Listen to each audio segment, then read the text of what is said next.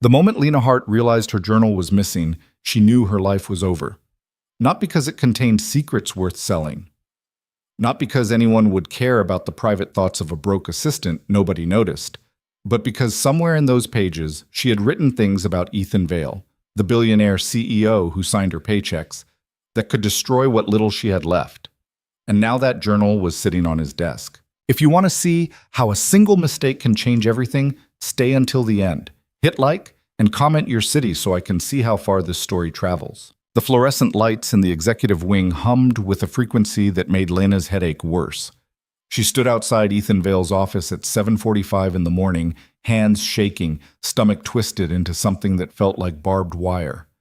Through the frosted glass door, she could see his silhouette, tall, still, probably reading something that would decide someone's future before most people finished their first coffee. She'd been awake since 3 a.m., tearing apart her apartment for the third time, under the couch, behind the radiator. In the broken hamper she kept meaning to replace. The journal wasn't there. It wasn't anywhere. Her phone buzzed, a text from her mother's night nurse. "Rough evening. She's asking for you." Lena closed her eyes. 60-hour weeks, night classes 3 times a week. Her mother's medical bills that kept growing like some kind of invasive plant, choking out everything else. And now this. She'd retraced every step from yesterday. The journal had been in her bag during lunch. She'd sat in the employee break room on the 3rd floor, eating yesterday's rice and writing between bites. Writing about how Ethan Vale walked through the building like he owned the air people breathed. How his daughter's drawing hung in his office, the only soft thing in a room full of steel and glass. How he'd looked at Lena exactly twice in 14 months, both times like she was furniture that had been rearranged without his permission. She'd also written about the merger, the one everyone was celebrating, the one that felt wrong in ways she couldn't articulate but couldn't ignore. And then she'd gotten called to help with the document crisis on 7, and somewhere between the elevator and the copy room, the journal had vanished. This morning, Patricia from Executive Support had pulled her aside in the lobby. "Mr. Vale wants to see you, 8 a.m. Don't be late." Patricia had looked at her the way people look at accident scenes. Curious, a little excited, definitely not sympathetic. Lena raised her hand to knock. The door opened before her knuckles touched wood. Ethan Vale stood there, and up close, he was exactly what 14 months of peripheral observation had suggested. Tall enough to make her feel small, dressed in a suit that probably cost more than her rent, and wearing an expression that gave away absolutely nothing. His eyes were gray, not blue-gray or green-gray, just gray, like January sky before snow. "Miss Hart." His voice was controlled, measured, the kind of voice that had fired people and closed deals and never wavered. "Come in." The office was bigger than her apartment. Floor-to-ceiling windows overlooked the city, turning morning traffic into abstract art.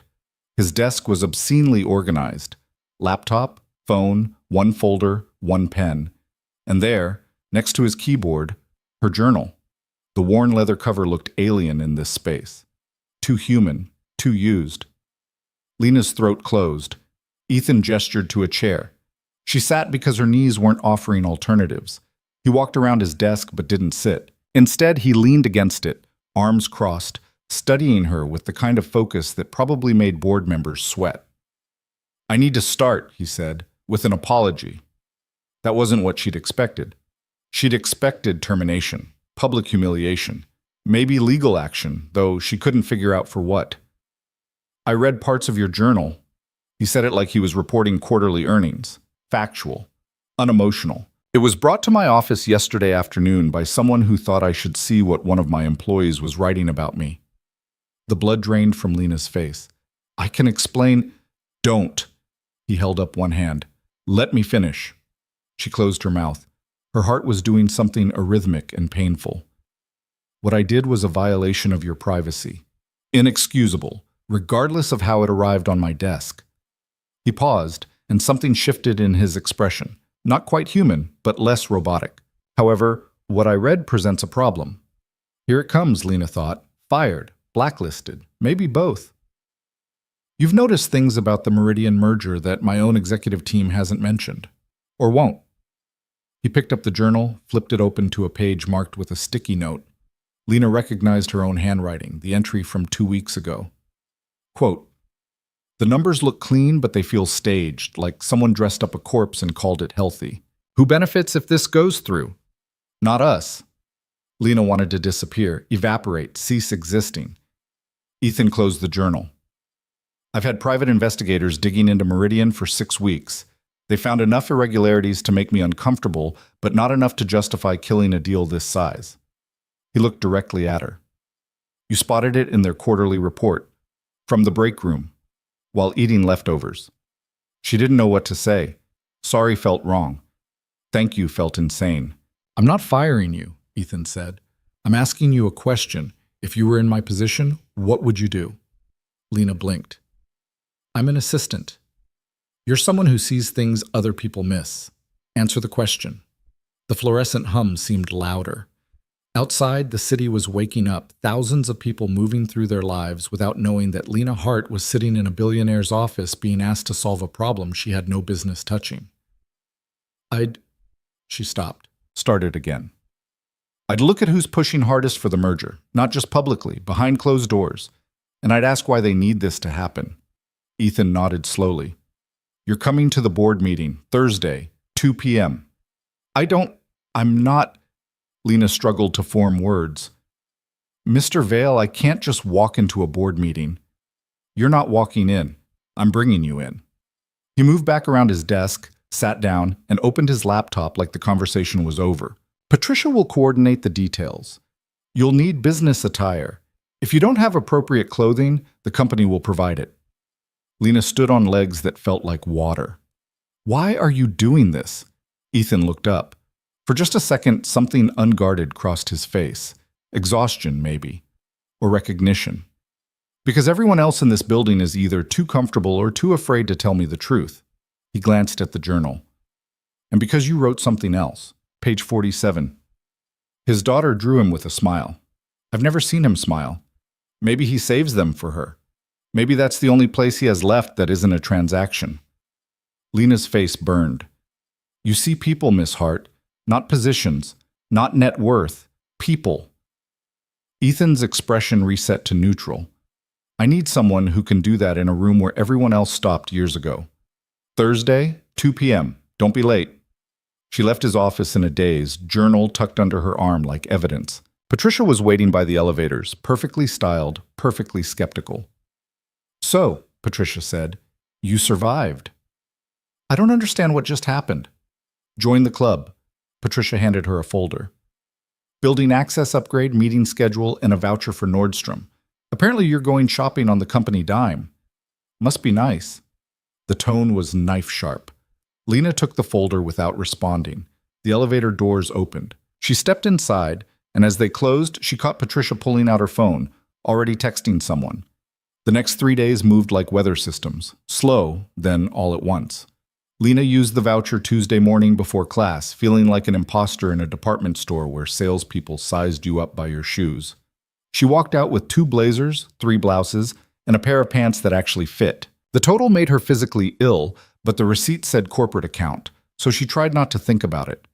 Her mother noticed the shopping bag. "What's this?" "Work thing." Lena hung the clothes in the tiny closet they shared. "Just a meeting?" Her mother's hands shook as she tried to hold her water glass. Parkinson's had taken so much already. Independence, coordination. Soon it would take more. "You look worried," her mother said. "I'm fine." "Lena." She sat on the edge of the bed. "They're putting me in a board meeting. I don't know why. I don't know what I'm supposed to do, and I'm scared I'm going to mess it up." Her mother set down the glass. "Your father used to say the most dangerous person in any room is the one who has nothing left to lose." She smiled, tired but fierce. "You've been surviving on scraps and willpower for 2 years. These people have no idea what you're capable of." Wednesday night, Lena couldn't sleep. She reviewed everything she'd written about Meridian. The revenue projections that jumped at convenient times. The executive turnover that got buried in footnotes. The pension fund that had been restructured right before the merger announcement. At midnight, she opened her laptop and started digging. Public records, LinkedIn profiles, news archives. By 3 a.m., she had names. By 5 a.m., she had patterns. When her alarm went off at 6:30, she'd been awake for 27 hours. Thursday arrived like a sentencing. Lena put on the new blazer. It fit like armor she didn't know how to wear. She looked at herself in the bathroom mirror. Same face, same exhaustion, different costume. Her phone buzzed. Ethan. Conference room B, 145. We'll go over the agenda before they arrive. She took the subway to work, surrounded by people who had no idea that her entire life was about to change, or implode, or both. The office building looked different today. Taller, more hostile. Patricia was at her desk, typing with aggressive precision. He's waiting for you. Conference room B was smaller than Ethan's office, but still bigger than anywhere Lena belonged. He was standing by the window, reading something on his phone. He looked up when she entered. Good, you're early. He gestured to the table where a folder waited. Here's what you need to know. 12 board members. 8 of them want this merger because their bonuses depend on it. 3 are undecided. 1 actively opposes it but won't say so publicly. Lena opened the folder. Faces, names, titles that sounded made up. Chief Strategy Officer, Executive Vice President of Corporate Development. Your job, Ethan continued, is not to convince them. It's to ask questions they can't answer cleanly, make them defend positions they've gotten comfortable assuming no one will challenge. And if they dismiss me, they will. He said it with certainty. You're young, female. You don't have an MBA or a pedigree. They'll try to talk over you, around you, through you. He met her eyes. Don't let them. At 2 p.m., the board members arrived like weather fronts. Expensive suits, firm handshakes, eyes that cataloged Lena and dismissed her in the same glance. Robert Chen, CFO, took the seat across from Ethan. Silver hair, perfect posture, the kind of confidence that came from 30 years of being right. Next to him, Margaret Fisk, General Counsel, arranged her tablet and legal pad with surgical precision. Down the line, David Torres, VP of Operations. Linda Kramer, Chief Marketing Officer. Names and titles Lena had only seen on internal emails. And then Gregory Nash walked in. He was older than the others, 60-something, with the kind of face that had smiled through every corporate disaster and walked away richer. Executive Chairman. The man who'd founded this company with Ethan's father 25 years ago. He looked at Lena like she was a typo. Ethan, Gregory said, sitting at the head of the table opposite Ethan, I wasn't aware we were bringing assistants to board meetings now. Miss Hart is here as a strategic consultant, Ethan said evenly. Robert Chen raised an eyebrow. Strategic consultant. With what credentials? The kind you can't get from Yale. Ethan opened his laptop. Let's begin. The first 30 minutes were theater, PowerPoint slides about synergies and market penetration and projected growth. Lena watched the board members nod along, occasionally asking questions that sounded important but didn't actually challenge anything. Then Ethan turned to her. Miss Hart, you've reviewed the Meridian documentation. Observations? 12 sets of eyes locked onto her. Most were curious. Some were annoyed. Gregory Nash's were cold. Lena opened her notebook. Her hands wanted to shake. She didn't let them. The revenue projections assume 18% growth in a market that's averaged 4% for the last decade, she said. That's aggressive. What's driving the difference? David Torres leaned back. Market expansion, new technologies, standard projections for a company positioned for growth. Which technologies? He blinked. I'm sorry? You said new technologies. Which ones? Because their R&D budget decreased last year, and their patent filings are down 40% from 3 years ago. Silence. Margaret Fisk cleared her throat. Those are cherry-picked data points. They're from Meridian's own SEC filings, Lena interrupted. Page 63 and page 98, respectively. Robert Chen's jaw tightened. Miss Hart, I appreciate your enthusiasm, but financial analysis requires understanding context. Then help me understand the context of their pension fund restructuring. Lena pulled out a printed page. 6 months ago, Meridian moved employee pensions into a separate entity. 3 weeks later, they announced this merger. Why separate the pensions first unless you're planning to leave them behind? The room temperature dropped 10 degrees. That's a standard corporate reorganization, Robert said, but his voice had an edge now. Standard for what? Protecting employees or protecting executives? Gregory Nash set down his pen. Mr. Vale, what exactly is the point of this exercise? Ethan didn't look away from Lena. Continue. She took a breath. Someone benefits from this merger happening quickly. Not us. Not long term. So who? I pulled executive compensation data. If this deal closes, 5 Meridian executives get golden parachutes worth a combined $90 million. Meanwhile, their employees get folded into our structure, and based on the integration plan, we're looking at layoffs within 6 months. Integration always involves restructuring, Linda Kramer said. That's not news. But who chose which positions to cut? Lena looked around the table. Because the list I saw eliminates redundancies in operations and support staff, but keeps double coverage in executive management. We're cutting people who do the work and keeping people who sit in meetings. Robert Chen stood up. This is absurd. We're taking strategic advice from someone who, reads documents in her spare time. Ethan, this is beneath the dignity of this board. Sit down, Robert, Ethan said quietly. I will not sit down. Robert sat, but his face had gone red. Gregory Nash studied Lena with new attention.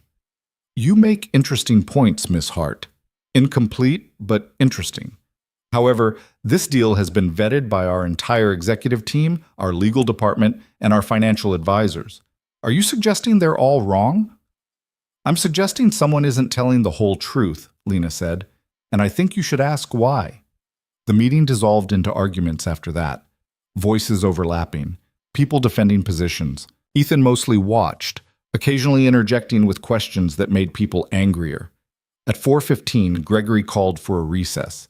The board members filed out, several of them shooting looks at Lena that ranged from annoyed to hostile. Robert Chen stopped by Ethan's chair. This was a mistake, he said quietly.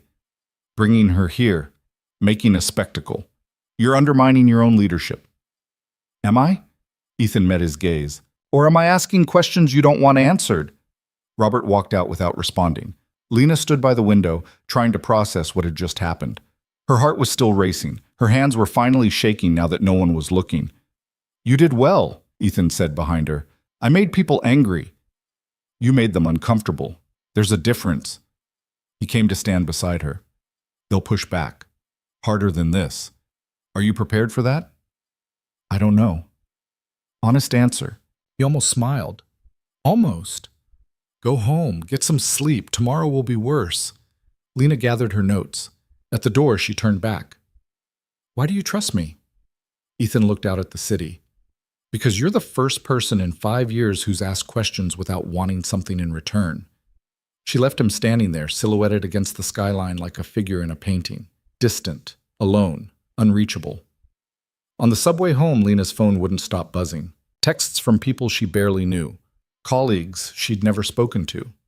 The grapevine had already spread the news. The assistant who'd crashed a board meeting and challenged the CFO. One text stood out. From Marcus, a senior analyst who'd always been kind to her. Be careful. You just made some powerful enemies. That night, Lena sat with her mother and told her everything. The meeting, the questions, the looks on their faces when she wouldn't back down. Her mother listened, then took her hand. Your father would be proud. I don't know what I'm doing. No one ever does. We just decide what we're willing to fight for. Lena thought about that later, lying awake at 2 a.m. What was she willing to fight for? The job she needed to pay bills? The truth that everyone else seemed content to ignore? Or something bigger that she couldn't quite name yet? Friday morning, she arrived at work to find her desk had been moved, not gone, just relocated from the third-floor assistant pool to a small office on 6. It had a door, a window, her name on a placard that looked temporary. Patricia appeared in the doorway. Congratulations, you've been promoted. To what? Special Projects Coordinator. Patricia's smile was sharp. Effective immediately. Reports directly to Mr. Vale. Lucky you. After Patricia left, Lena sat in her new chair and stared at her new desk and wondered what exactly she'd gotten herself into. Her email pinged. Ethan. Meeting Monday, 9 a.m. We need to dig deeper into Meridian's financials. Bring your questions. Another ping. from an address she didn't recognize. No subject line. She opened it. Stay in your lane or you'll regret it. Lena deleted it, then immediately regretted deleting it, then wondered if she should tell someone, then decided she was probably overreacting. The weekend passed in a blur of research and anxiety. She skipped class Saturday to review more Meridian documents. Sunday, she visited her mother and tried to pretend everything was normal. Monday arrived with rain. Lena got to the office early, her new security clearance getting her past checkpoints that used to be off limits. Ethan's office door was open. He was already there, coffee in hand, looking like he'd been awake for hours. "Good morning." He gestured to the conference table in the corner of his office. "Let's work." They spent 4 hours going through financial records. Ethan asked questions. Lena found answers. Sometimes it worked the other way around. There was a rhythm to it that surprised her. He didn't dismiss her ideas, didn't talk over her, didn't make her feel small for not knowing things. At noon, his assistant brought lunch. Lena realized she'd forgotten to eat breakfast. "Tell me about your father," Ethan said, breaking the comfortable silence. Lena looked up from her notes. "Why?" "You wrote about him. In the journal. He taught you to see patterns." She set down her pen. "He was an accountant, not the exciting kind. Small business, tax returns, boring spreadsheets. But he loved it. Used to say, numbers told stories if you knew how to listen." She smiled despite herself. "He'd bring work home, spread it across the kitchen table, and quiz me. 'Look at this expense report. What's wrong?' I'd be 8 years old trying to find the mistake. 'Did you find them?' 'Usually.' He said I had a gift for seeing what didn't fit." The smile faded. "He died when I was 16. Heart attack. Sudden. One day he was fine, the next he was gone." Ethan nodded slowly. "My father built this company from nothing. Died when I was 24. Left me an empire I wasn't ready to run and a daughter I wasn't ready to raise alone." It was the most personal thing he'd ever said to her. "Your daughter," Lena said carefully. "In the journal, I shouldn't have.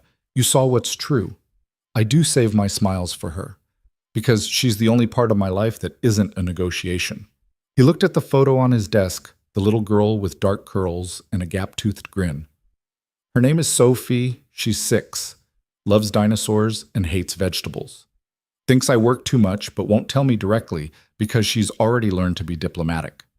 She sounds amazing. She is." He returned his attention to the documents. "Which is why I need to make sure this company is still here when she's old enough to decide if she wants it." They worked until 6. When Lena finally stood to leave, her back ached and her eyes burned. But they'd found something. A thread. A connection between Meridian's CFO and a shell company registered in Delaware. "This could be nothing," Ethan said. "Or it could be everything," Lena finished. At the elevator, she ran into Robert Chen. He was leaving late too, tie loosened, looking exhausted. "Miss Hart." He didn't smile. "I hear you've been promoted." "Apparently." "Word of advice?" "From someone who's been in this business longer than you've been alive." He stepped closer. Not threatening, but not friendly. "Know when you're out of your depth. This company has survived 30 years because people understand their place. You're smart. I'll give you that. But smart isn't enough." The elevator arrived. Lena stepped inside. "Thank you for the advice, Mr. Chen." She held his gaze as the doors closed. "I'll keep it in mind." On the subway home, she thought about what he'd said. Know your place. Stay in your lane. Be smart enough to recognize when you don't belong. She'd heard variations of that her entire life, from teachers who thought she should aim lower, from loan officers who looked at her address and decided she wasn't worth the risk, from her own brain at 3 a.m. when the fear got loud enough to drown out everything else. But her father had taught her something else, that patterns existed for a reason, that numbers didn't lie, even when people did, that the truth had a weight to it, and if you were strong enough to carry it, you had a responsibility to try. Lena pulled out her phone and opened her journal app. She'd started keeping a digital version after the original had been compromised. Safer. More private. She wrote, "Day 5 of whatever this is. Made an enemy today. Maybe several. Don't know if I'm brave or stupid. Probably both. But I'm not backing down. Not yet. Not while there's still more to find. She sent it to herself as a reminder. Then she put her phone away and watched the city blur past the subway windows, wondering how much longer she could keep this up before something broke. The answer came sooner than she expected. Tuesday morning brought fog thick enough to erase the skyline. Lena stood at her new office window, watching the city disappear into gray, and thought about how quickly things could vanish. Visibility, certainty, the illusion of safety. Her phone buzzed. Ethan, conference room, now. She grabbed her laptop and the folder she'd been building on Meridian's shell company connections. The executive floor was quieter than usual, like the building itself was holding its breath. Ethan wasn't alone in the conference room. A man in his 50s sat across from him, lean and weathered, with the kind of eyes that had seen too much to be impressed by anything. He wore jeans and a blazer that had seen better years. "Miss Hart, this is James Porter, private investigator." Ethan gestured to an empty chair. "James, Lena Hart. She's the one who found the Delaware connection." James looked at her with the flat assessment of someone who sized people up for a living. The assistant. "Not anymore," Lena said, sitting down. That earned something that might have been a smile. "Fair enough. Let me show you what I found." He opened his laptop and turned it so they could both see. Bank records, wire transfers, a web of transactions that looked random until James started connecting them. "Your CFO, Robert Chen, has been moving money through 3 different entities for the past 18 months, James said, clicking through documents. Small amounts. Nothing that would trigger automatic flags. But consistent. Every 2 weeks, like clockwork. To where? Lena leaned closer. A consulting firm called Apex Strategic Solutions, which is owned by a holding company, which is owned by another holding company. 3 layers deep, you find Meridian's CFO, Richard Voss. Ethan's expression didn't change, but his fingers tightened on the table edge. Robert's paying Voss directly. Has been for over a year. Started before merger talks even began. James pulled up another file. And Voss is returning the favor. See this? Meridian hired Chen's nephew last year. Gave him a VP title and a salary that would make your head spin. Kid's 28, has an art history degree, and somehow he's executive vice president of strategic initiatives. Lena felt something cold settle in her stomach.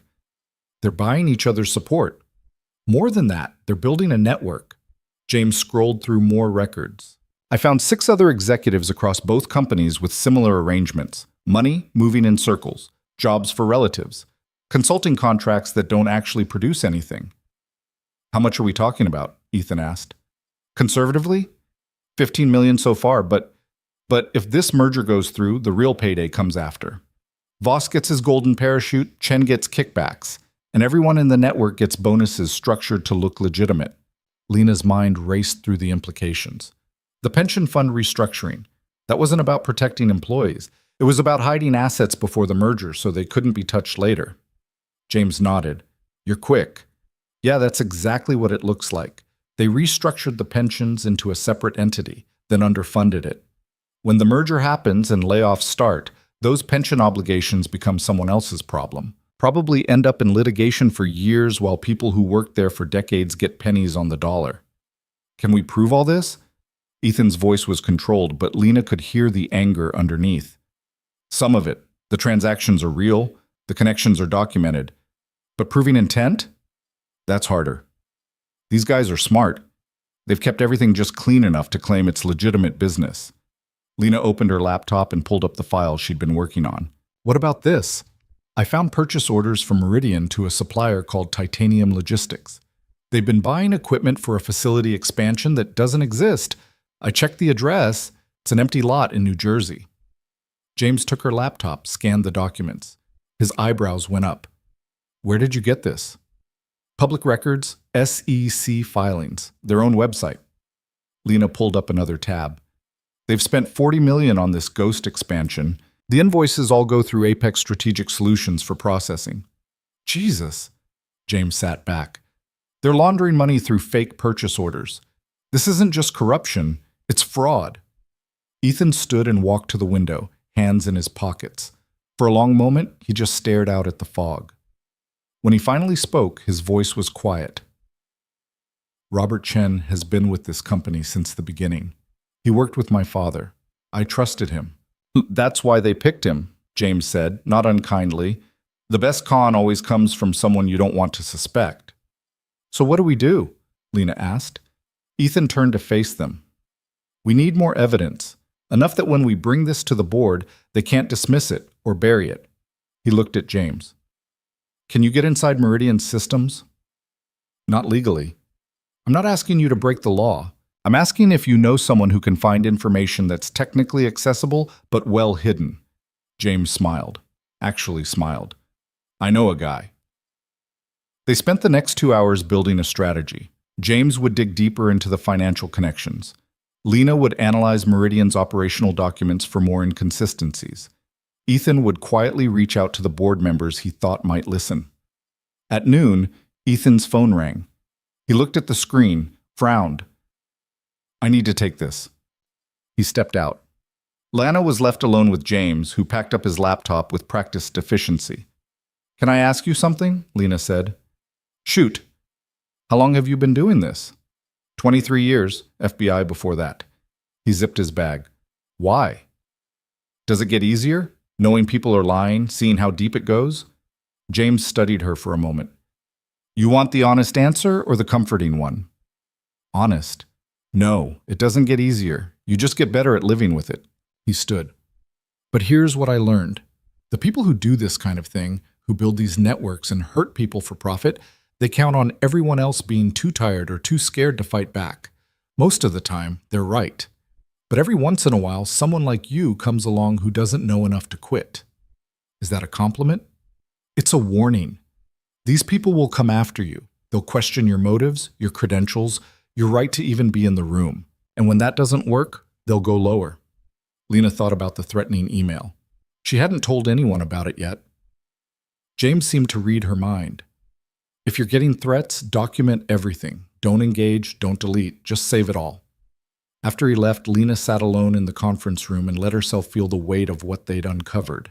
This wasn't just a bad merger anymore. It was systematic theft dressed up in corporate language. And she was right in the middle of it. Her phone buzzed. A text from an unknown number. You should have stayed invisible. She screenshotted it, saved it, tried to ignore the way her hands shook. Ethan came back 15 minutes later looking like he'd aged a year. That was Gregory Nash he wants to meet, tonight. Just the two of us. He paused. He mentioned you specifically. Said we need to talk about your role going forward. That doesn't sound good. It's not. Ethan pulled out his phone, showed her a forwarded email. It was from Robert Chen to the entire executive board. Subject line, concerns regarding recent personnel decisions. Lena read it twice. The language was careful, professional, and absolutely vicious. Chen laid out his concerns about Ethan's judgment, his decision to promote an unqualified assistant, his reliance on outside investigators instead of trusting his own team. He stopped just short of calling for Ethan's removal, but the implication was clear. He's making his move, Lena said, faster than I expected, which means we're close to something he really doesn't want found. Ethan took back his phone. I need you to keep digging, and I need you to be ready for this to get worse before it gets better. That night, Lena worked until her vision blurred. She cross-referenced purchase orders with delivery records, matched invoices to bank transactions, built spreadsheets that mapped out the entire network of fraud. At 11 p.m., she found something that made her stomach drop. One of the shell companies Robert Chen had been funding was called Hart Financial Services. Her last name. It couldn't be coincidence. She dug deeper. Hart Financial Services had been registered 8 years ago. The listed owner was Michael Hart, her father. Lena's hands went numb. This wasn't possible. Her father had been dead for 14 years, and even when he was alive, he'd run a small accounting practice, not some corporate shell company.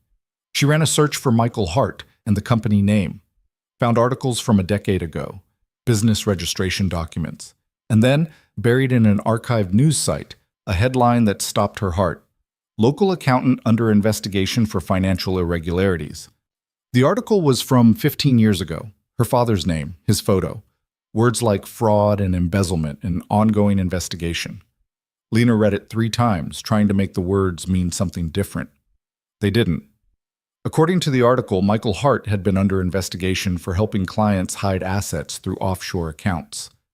The investigation had been dropped after his death. Inconclusive, no charges filed. But the shadow remained, and someone had kept his company registration alive, using it for purposes her father never could have imagined. Or had he? Lena closed her laptop before she threw it across the room. She sat in the dark office, trying to breathe, trying to think.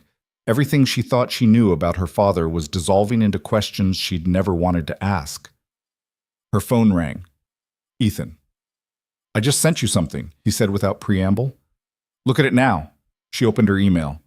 A scanned document, old, faded, but readable. A contract between Robert Chen and Michael Hart, dated 16 years ago. "Where did you get this?" Her voice sounded distant. "James found it in archived records. Lena, I'm sorry, but you need to see it." The contract outlined consulting services, financial planning, asset protection strategies. It was vague enough to be meaningless, specific enough to be damning. "My father worked for Chen," Lena said. "It looks that way. And Chen's been using his company as part of this network. That's my guess. I don't know if your father was involved in anything illegal, but Chen clearly kept the infrastructure he built." Lena felt something crack inside her chest. Why wouldn't my mother have told me? Maybe she didn't know. Or maybe she was protecting you. From what? The truth that my father might have been a criminal? Ethan was quiet for a moment. "I can pull you off this investigation. No questions asked. You've already done more than—" "No." Lena surprised herself with how quickly she said it. "No. If my father was part of this, I need to know. And if Chen's been using his name to hide corruption, I want to be the one who stops it." "Are you sure?" She wasn't. But she said, "Yes." After they hung up, Lena sat in the dark and let herself cry. Not for long, just enough to release some of the pressure building behind her ribs. Then she wiped her face, opened her laptop again, and got back to work. If her father had made mistakes, she couldn't fix them. But she could make sure they didn't keep hurting people. The next morning, Lena arrived at work to find her office had been vandalized. Not destroyed, just disturbed. Papers scattered, desk drawers open. Her computer still there, but clearly searched. Security was already investigating when she walked in. The guard, an older man named Tommy, who'd always been kind to her, looked apologetic. "Cameras were down in this section last night. 3-hour window. We're checking badge access, but so far nothing." "What were they looking for?" Lena asked, even though she already knew.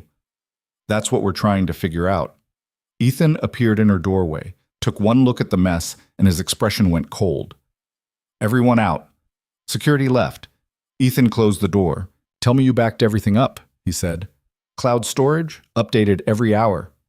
"Good. Pack what you need. You're working from my office until we resolve this." "That's going to make people talk." "They're already talking. At least in my office, I can keep you safe." Working from Ethan's office was strange. He had a second desk set up in the corner, usually unused, with its own monitor and phone line. Lena set up there while he worked at his main desk, and for hours they existed in the same space with surprising ease. Around 3 p.m., his daughter called. Lena couldn't hear the other side of the conversation, but she watched Ethan's entire demeanor shift. His voice got softer, his shoulders relaxed. He smiled, actually smiled, and for a moment he looked like a different person. "I know, sweetheart. I'm sorry I missed breakfast again." He listened. "Dinosaurs are definitely cooler than sharks. You're absolutely right." More listening. "I promise I'll be home for dinner. Yes, really promise. Love you too." He hung up and caught Lena watching him. "Sorry," she said. "I didn't mean to eavesdrop." "It's fine. She calls every day around this time. Make sure I remember there's a world outside this building." He looked at the photo on his desk. Her mother died when she was 2. Car accident. Sudden, like your father. One day we were a family. The next day I was a single father running a company I barely understood. Lena didn't know what to say to that. "I tell you this," Ethan continued, "because I want you to understand something. The people we're fighting, they don't care about families or legacies or the damage they leave behind. They care about money and power and protecting themselves. Robert Chen worked with my father for 20 years, sat at our dinner table, held my daughter at her christening, and now he's trying to destroy everything my father built." "We'll stop him," Lena said. "Will we?" Because right now, all we have is evidence that makes us look paranoid and a board that's already questioning my judgment. Then we get more evidence, enough that they can't ignore it. Ethan studied her. You really don't quit, do you? I can't afford to. That evening, James called with an update. His contact had found emails. Internal communications between Chen and Voss discussing the merger timeline, the pension restructuring, and specific board members they needed to bring on board. The language was coded, but clear enough. Can we use these in court? Ethan asked, phone on speaker. If we can authenticate them, yeah, but that's the problem. My contact obtained them through methods that wouldn't survive legal scrutiny. So we have proof we can't use. Not in court, but you could use them to pressure Chen. Show him we know what he's doing. See if he'll deal. Ethan shook his head. Chen won't deal. He'll double down. It's what he's always done. Then we need someone on the inside, Lena said. Someone in the network who's scared enough to flip. James made a sound of approval. She's right. Find the weakest link. Apply pressure. See who breaks. After the call ended, they made a list of everyone connected to the scheme. 12 names. Lena studied them, trying to find the vulnerability. Margaret Fisk, she said finally, General Counsel. She's been with the company 15 years, no complaints, solid reputation. But look, she turned her laptop so Ethan could see. Her daughter just started college. Expensive college. And 6 months ago, Margaret got a consulting contract worth $200,000 from one of Chen's shell companies. You think she took the money for her daughter's tuition? I think she made a choice she regrets. And if we approach her right, she might make a different one. Ethan considered this. If we're wrong, she'll go straight to Chen. And if we're right, we get a witness. He looked at her with something that might have been admiration. When did you get so good at this? I'm not. I'm just scared enough to try anything. They decided to approach Margaret the next day. Quietly. Ethan would arrange a private meeting, just the three of them, off company property. That night, Lena went home and found her mother waiting up, worry carved into every line of her face. I got a call today, her mother said, from someone who said they were concerned about you, about the pressure you're under at work. Lena's blood went cold. Who? He didn't give his name, just said you were getting involved in things beyond your understanding, and it would be a shame if something happened to you because of it. Mom, is it true? Are you in danger? Lena sat down beside her. She wanted to lie, to say everything was fine, but her mother deserved better than that. I found something at work, something bad, and the people involved don't want it coming out. She took her mother's shaking hands. I'm being careful. I promise. Your father used to say that too. Her mother's voice broke. Right up until they started investigating him. What do you mean? Her mother looked away. I never told you because I wanted you to remember him the way he was. Kind. Honest. Good. But those last few months he was scared. Someone was pressuring him to do things he didn't want to do. Financial things. He wouldn't tell me details, said it was safer if I didn't know. Chen, Lena said. It was Robert Chen, wasn't it? Her mother nodded slowly. He came to the house once, after your father died. Told me he was sorry for our loss. Asked if your father had left any work files at home. I said no, but I'd already burned them. Your father made me promise to destroy everything if something happened to him. Why didn't you tell me this before? Because you were 16 and you just lost your father, and I couldn't bear to take away the good memories too. Tears ran down her mother's face. I'm sorry. I should have told you when you started working there. I should have warned you. Lena held her mother while she cried, and felt the last pieces of her childhood version of her father crumble away. He hadn't been perfect. He'd made choices, probably bad ones, under pressure she'd never understand, but he'd tried to protect them. Even in death, he'd tried to shield them from whatever he'd gotten tangled up in. And now Chen was using that same leverage, those same tactics, on her. I'm going to finish what Dad couldn't, Lena said quietly. I'm going to stop them. Her mother pulled back, searched her face. Even if it costs you everything? Especially then. The next day, they met Margaret Fisk at a coffee shop 3 blocks from the office. She arrived exactly on time, perfectly composed and clearly suspicious. This is unusual, Margaret said, sitting down with her coffee. Meeting off-site, no agenda. Should I have brought my lawyer? This isn't a legal meeting, Ethan said. It's a conversation, off the record. There's no such thing as off the record when the CEO requests a private meeting with general counsel. Lena decided to try. We know about the consulting contract, the $200,000 from Apex Strategic Solutions. Margaret's face didn't change, but something flickered in her eyes. That was legitimate work, regulatory compliance consulting, for a company that doesn't have any regulatory compliance needs. Lena opened her laptop. Apex is a shell company. It exists to move money between people who don't want those transactions examined too closely. That's a serious accusation. It's a serious problem, Ethan said. Margaret, I've known you for 15 years. You're not corrupt, but you made a choice, probably for good reasons, that put you in the middle of something much bigger than you realized. Margaret set down her coffee with careful precision. What exactly are you asking me? We're asking you to tell us what you know, Lena said. About the merger, about Chen and Voss, about who else is involved. And if I don't? Then when this all comes out, and it will come out, you'll go down with everyone else. Ethan's voice was gentle but firm. Or you can help us stop it. We're not trying to destroy anyone. We're trying to save this company. Margaret was quiet for a long time. She looked out the window at people passing by, living normal lives, unaware of the conversation happening in this coffee shop. Finally, she spoke.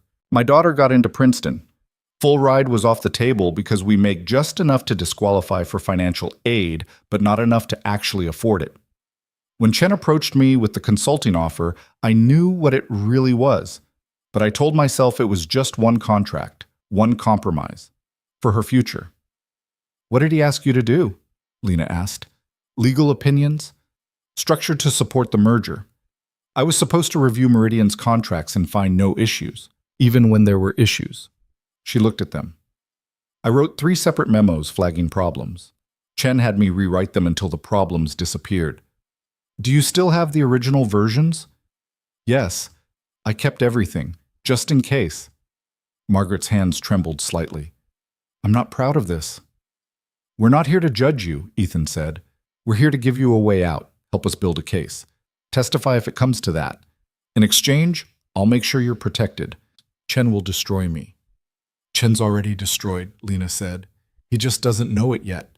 The question is whether you want to be standing with him when he falls or standing with us when we pick up the pieces.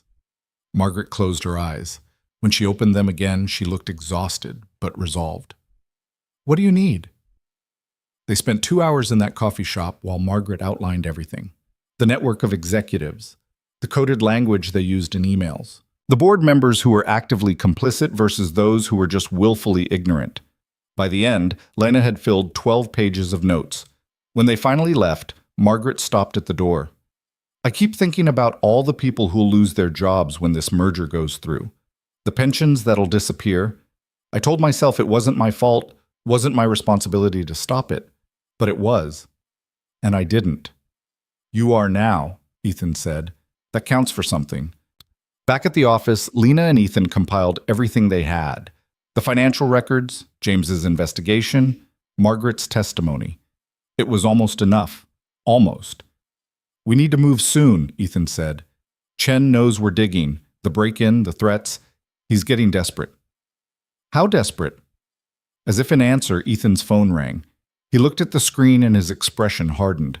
It's the board chairman, Gregory. He answered on speaker. Gregory. Ethan, we need to talk. Emergency board meeting tomorrow morning, 9 a.m. The subject is your continued leadership of this company. Lena's stomach dropped. On what grounds? Ethan's voice was ice. Erratic decision-making, promoting unqualified personnel to sensitive positions, launching unauthorized investigations into board members. Shall I continue? I'm investigating fraud, Gregory. If the board has a problem with that, the board has a problem with how you're conducting yourself. You've created a hostile environment. Robert has filed a formal complaint. Several others have expressed concerns. This meeting is happening whether you want it or not. Fine, I'll be there. And Ethan, come prepared to defend yourself, or come prepared to step down. The line went dead. Lena felt like the floor had disappeared beneath her. They're forcing you out. They're trying. Ethan stood and walked to the window. Chen made his move. He got to Gregory first, probably showed him select pieces of evidence that make me look paranoid or vindictive. So what do we do? He turned to face her. We go to that meeting with everything we have, all of it, and we force them to choose between protecting Chen or protecting this company. And if they choose Chen, then we both lose our jobs and hope the evidence eventually finds its way to the right authorities. He almost smiled. Not the outcome I was hoping for. Me neither. They worked through the night, building the case they'd present to the board. Every document organized, every connection mapped, every piece of evidence ready to deploy. Lena's eyes burned and her head ached, but she kept going because stopping meant thinking about what would happen if they failed. At 4 a.m., Ethan made coffee. They drank it in silence, watching the city wake up through the windows. Can I ask you something? Lena said. Of course. Why are you risking everything for this? You could walk away, sell the company, spend time with your daughter, live whatever life you want. Ethan was quiet for a moment. My father built this company because he believed businesses could do good in the world. Not just make money, but actually create value for people. Employees, customers, communities. He was probably naive, but he meant it. He looked at her. When he died, I inherited that belief along with everything else. I'm not always good at it. I make mistakes. I prioritize wrong. But I can't walk away knowing Chen and people like him are using what my father built to hurt people. Your father would be proud of you. Maybe. Or maybe he'd tell me I'm being stubborn and stupid. He smiled slightly. Probably both. At 8:30, they gathered their materials and headed to the boardroom. Lena's hands were steady now. Fear had burned through to something else. Determination, maybe. Or just the understanding that there was no going back. The board members were already assembled when they arrived. 12 faces, most of them hostile or carefully neutral. Robert Chen sat next to Gregory Nash, looking confident and calm. Margaret Fisk sat at the far end of the table, refusing to meet anyone's eyes. Gregory called the meeting to order. We're here to discuss serious concerns that have been raised about Ethan Vale's leadership. Robert, you have the floor. Chen stood. He had a folder in front of him, organized and professional. Thank you, Gregory. What I'm about to present is difficult for me personally. Ethan and I have worked together for years, but I have a responsibility to this company and its shareholders that supersedes personal relationships. He began laying out his case. Ethan's decision to promote Lena without proper vetting, his hiring of outside investigators to look into board members, his creation of a hostile work environment based on unfounded conspiracy theories. Every point was delivered calmly, backed by carefully selected evidence that made Ethan look either paranoid or unstable. Lena watched the board members' faces. Some were convinced. Others were still deciding. When Chen finished, Gregory turned to Ethan. Your response? Ethan stood. Everything Robert just told you is technically true and completely misleading. Yes, I promoted Miss Hart because she identified fraud that our entire executive team missed or ignored. Yes, I hired investigators because I had evidence of corruption and needed to verify it. And yes, I've created tension because some people in this room are actively stealing from this company. The room erupted, voices overlapping, people demanding proof, Chen calling for order. Gregory slammed his hand on the table. Enough. Ethan, if you're accusing board members of criminal activity, you better have evidence. I do. Ethan nodded to Lena. She stood and connected her laptop to the conference room display. Her hands didn't shake. She'd practiced this too many times to mess it up now. The first slide showed the network of shell companies, names, connections, money flows. She walked them through it step by step. Apex Strategic Solutions, the fake purchase orders, the pension restructuring, every piece of the fraud laid out in clear, undeniable detail. This isn't speculation, Lena said. These are bank records, SEC filings, contracts signed by people in this room. She pulled up the emails James had found. Coded language made explicit through context. Chen and Voss discussing timeline. Margaret suppressed legal memos. The whole ugly picture. Chen's face had gone red. Those emails are inadmissible. They were obtained illegally. We're not in court, Robert, Ethan said. This is a board meeting, and the question isn't whether we can convict you, it's whether you can explain any of this. Gregory stared at the screen. Is this real, Robert? It's taken out of context, misinterpreted. These are standard business arrangements. $200 million in fraudulent transactions is standard business. Lena pulled up another file. Or is it standard to threaten the families of people who ask questions? She displayed the threatening text she'd received, the call to her mother, the break-in at her office. The room had gone completely silent. Margaret Fisk stood up. Her voice shook but held. It's true. All of it. Robert approached me 8 months ago, offered me money in exchange for legal opinions that supported the merger regardless of actual legal risks. I accepted. I was wrong. But I'm not covering for this anymore. Chen turned on her. You have no idea what you've just done. I know exactly what I've done, Margaret said. I've stopped lying. Gregory looked like he'd aged 10 years in 10 minutes. Robert, do you have anything to say? Chen sat very still. His confidence had cracked, but underneath it was something harder, meaner. You want to know what I have to say? Fine. This company was dying when I came here. Your father's naive dreams of doing good were bankrupting us. I saved this company. I made it profitable. Everything I've done has been for our bottom line. You've been stealing, Ethan said. I've been surviving. And yes, I've made sure I'm taken care of in the process. You think that makes me special? Look around this table. Half these people have similar arrangements. We all take care of our own. That's how this world works. Not in my company, Ethan said quietly. Your company. Chen laughed, bitter and sharp. You inherited an empire you didn't earn and barely understand. Your father was a fool, and you're following in his footsteps. The only difference is I won't be here to save you this time. He stood, grabbed his jacket, and walked toward the door. Robert, Gregory said, if you leave this room, it's over. Your career, your reputation, everything. Chen stopped at the door, looked back at the table. My career was over the moment she walked into this boardroom. He glanced at Lena with pure venom. Should have stayed invisible, girl. Would have saved yourself a lot of pain. Then he was gone. The silence he left behind was crushing. Finally, Gregory spoke. We need legal counsel, immediately, and we need to contain this before it becomes public. No, Ethan said. We're not containing anything. We're reporting it. To the SEC, to the authorities, to anyone who needs to know. This company is going to survive this by being honest about what happened, not by hiding it. One of the other board members, David Torres, cleared his throat. That's suicide. The stock will tank. Shareholders will revolt. Maybe. Or maybe they'll see a company that found corruption and dealt with it instead of covering it up. Ethan looked around the table.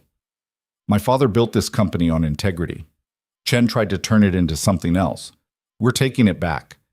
Everyone who was involved in this scheme has until the end of the day to resign. Everyone else? We have work to do. The meeting broke up in chaos. Some board members left immediately. Others stayed to ask questions, offer support, or try to save themselves. Lena packed up her laptop with hands that had finally started shaking now that it was over. Margaret approached her quietly. Thank you, Margaret said. For what? For giving me a chance to do the right thing, even if it's too late. It's not too late, Lena said. Not yet. Ethan found her an hour later in her office. She was staring at her computer screen without seeing it, processing everything that had just happened. You did it, he said. We did it. No, you did it. You saw what no one else saw. You had the courage to keep pushing when everyone told you to stop. This company owes you more than it can ever repay. Lena felt tears building and blinked them back. What happens now?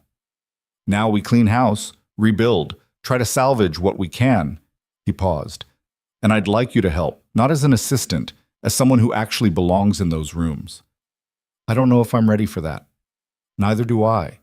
But I know I trust you. And right now, that's worth more than any credential. Her phone buzzed, a text from her mother. I'm proud of you. Lena looked up at Ethan, this man who'd started as a distant, intimidating figure and had become something else, an ally, maybe even a friend. Okay, she said, Let's rebuild. Outside the window, the fog was finally lifting. The fog had lifted, but the storm was just beginning. By Friday afternoon, 3 more board members had resigned. 2 others were under internal investigation. The legal department was working 18-hour days preparing documentation for the SEC. And Lena's name was everywhere, whispered in hallways, typed in emails, spoken with either admiration or contempt depending on who was talking. She'd become visible in exactly the way she'd always feared. Her new title was Director of Strategic Oversight, which sounded impressive and meant almost nothing because the role was being invented as they went. What it actually meant was that she sat in meetings she had no business attending, asked questions that made people uncomfortable, and tried not to drown in the attention that came with being the assistant who'd exposed a $200 million fraud scheme. The press got hold of the story Tuesday morning. Not the details, just enough to make headlines. Investment firm launches internal investigation into executive corruption. By noon, reporters were camped outside the building. By evening, Lena's LinkedIn had exploded with connection requests from people she'd never met. Don't read the comments, Marcus warned her in the break room.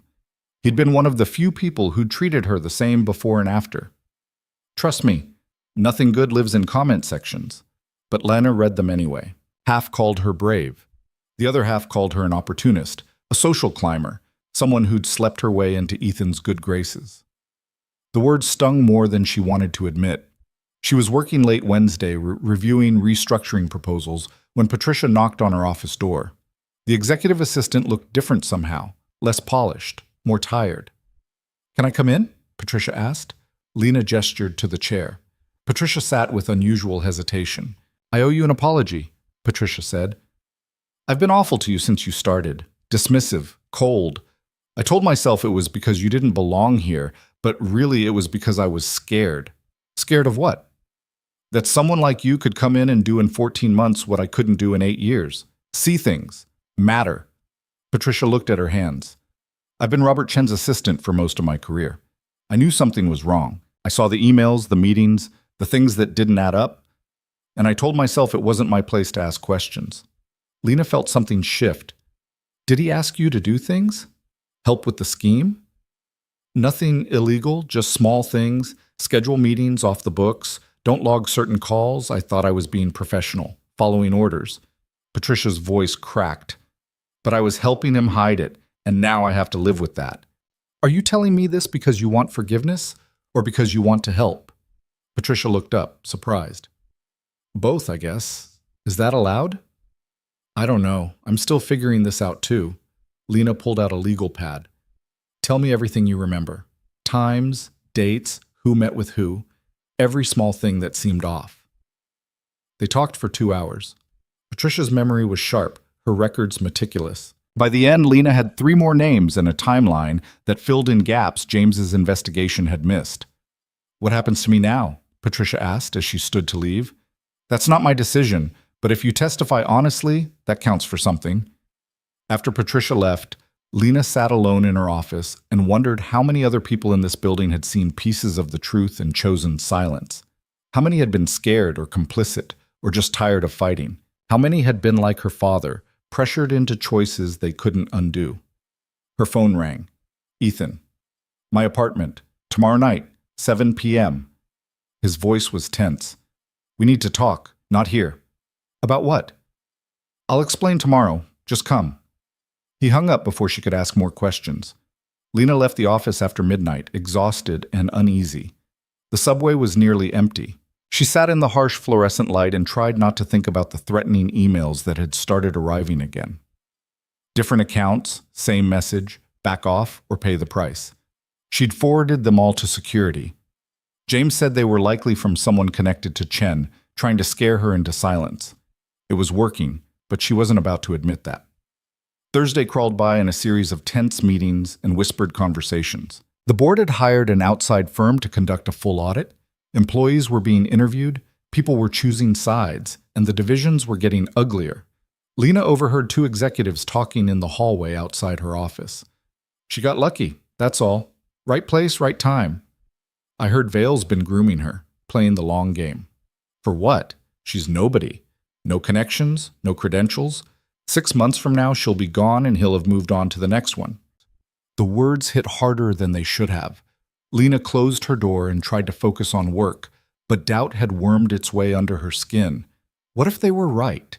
What if this was temporary, a moment of usefulness before she became irrelevant again? At 6:30, she left for Ethan's apartment. The address he'd given her was in a building she'd passed 100 times without thinking about who lived there. The doorman checked her name against a list and waved her through to elevators that opened directly into individual apartments. The doors slid open into a space that was nothing like she'd expected. Yes, it was expensive. Floor-to-ceiling windows, original hardwood, furniture that probably cost more than her yearly salary. But it was also lived in. Sophie's drawings covered one wall. Toys scattered across the floor. A blanket fort in the corner of the living room. Ethan appeared from the kitchen wearing jeans and a t-shirt. Lena had never seen him in anything but suits. It was disorienting. "She's at her grandmother's tonight," he said, reading her expression. "I thought we could use privacy. This is about more than work, isn't it? Sit down, please." Lena sat on a couch that was more comfortable than it had any right to be.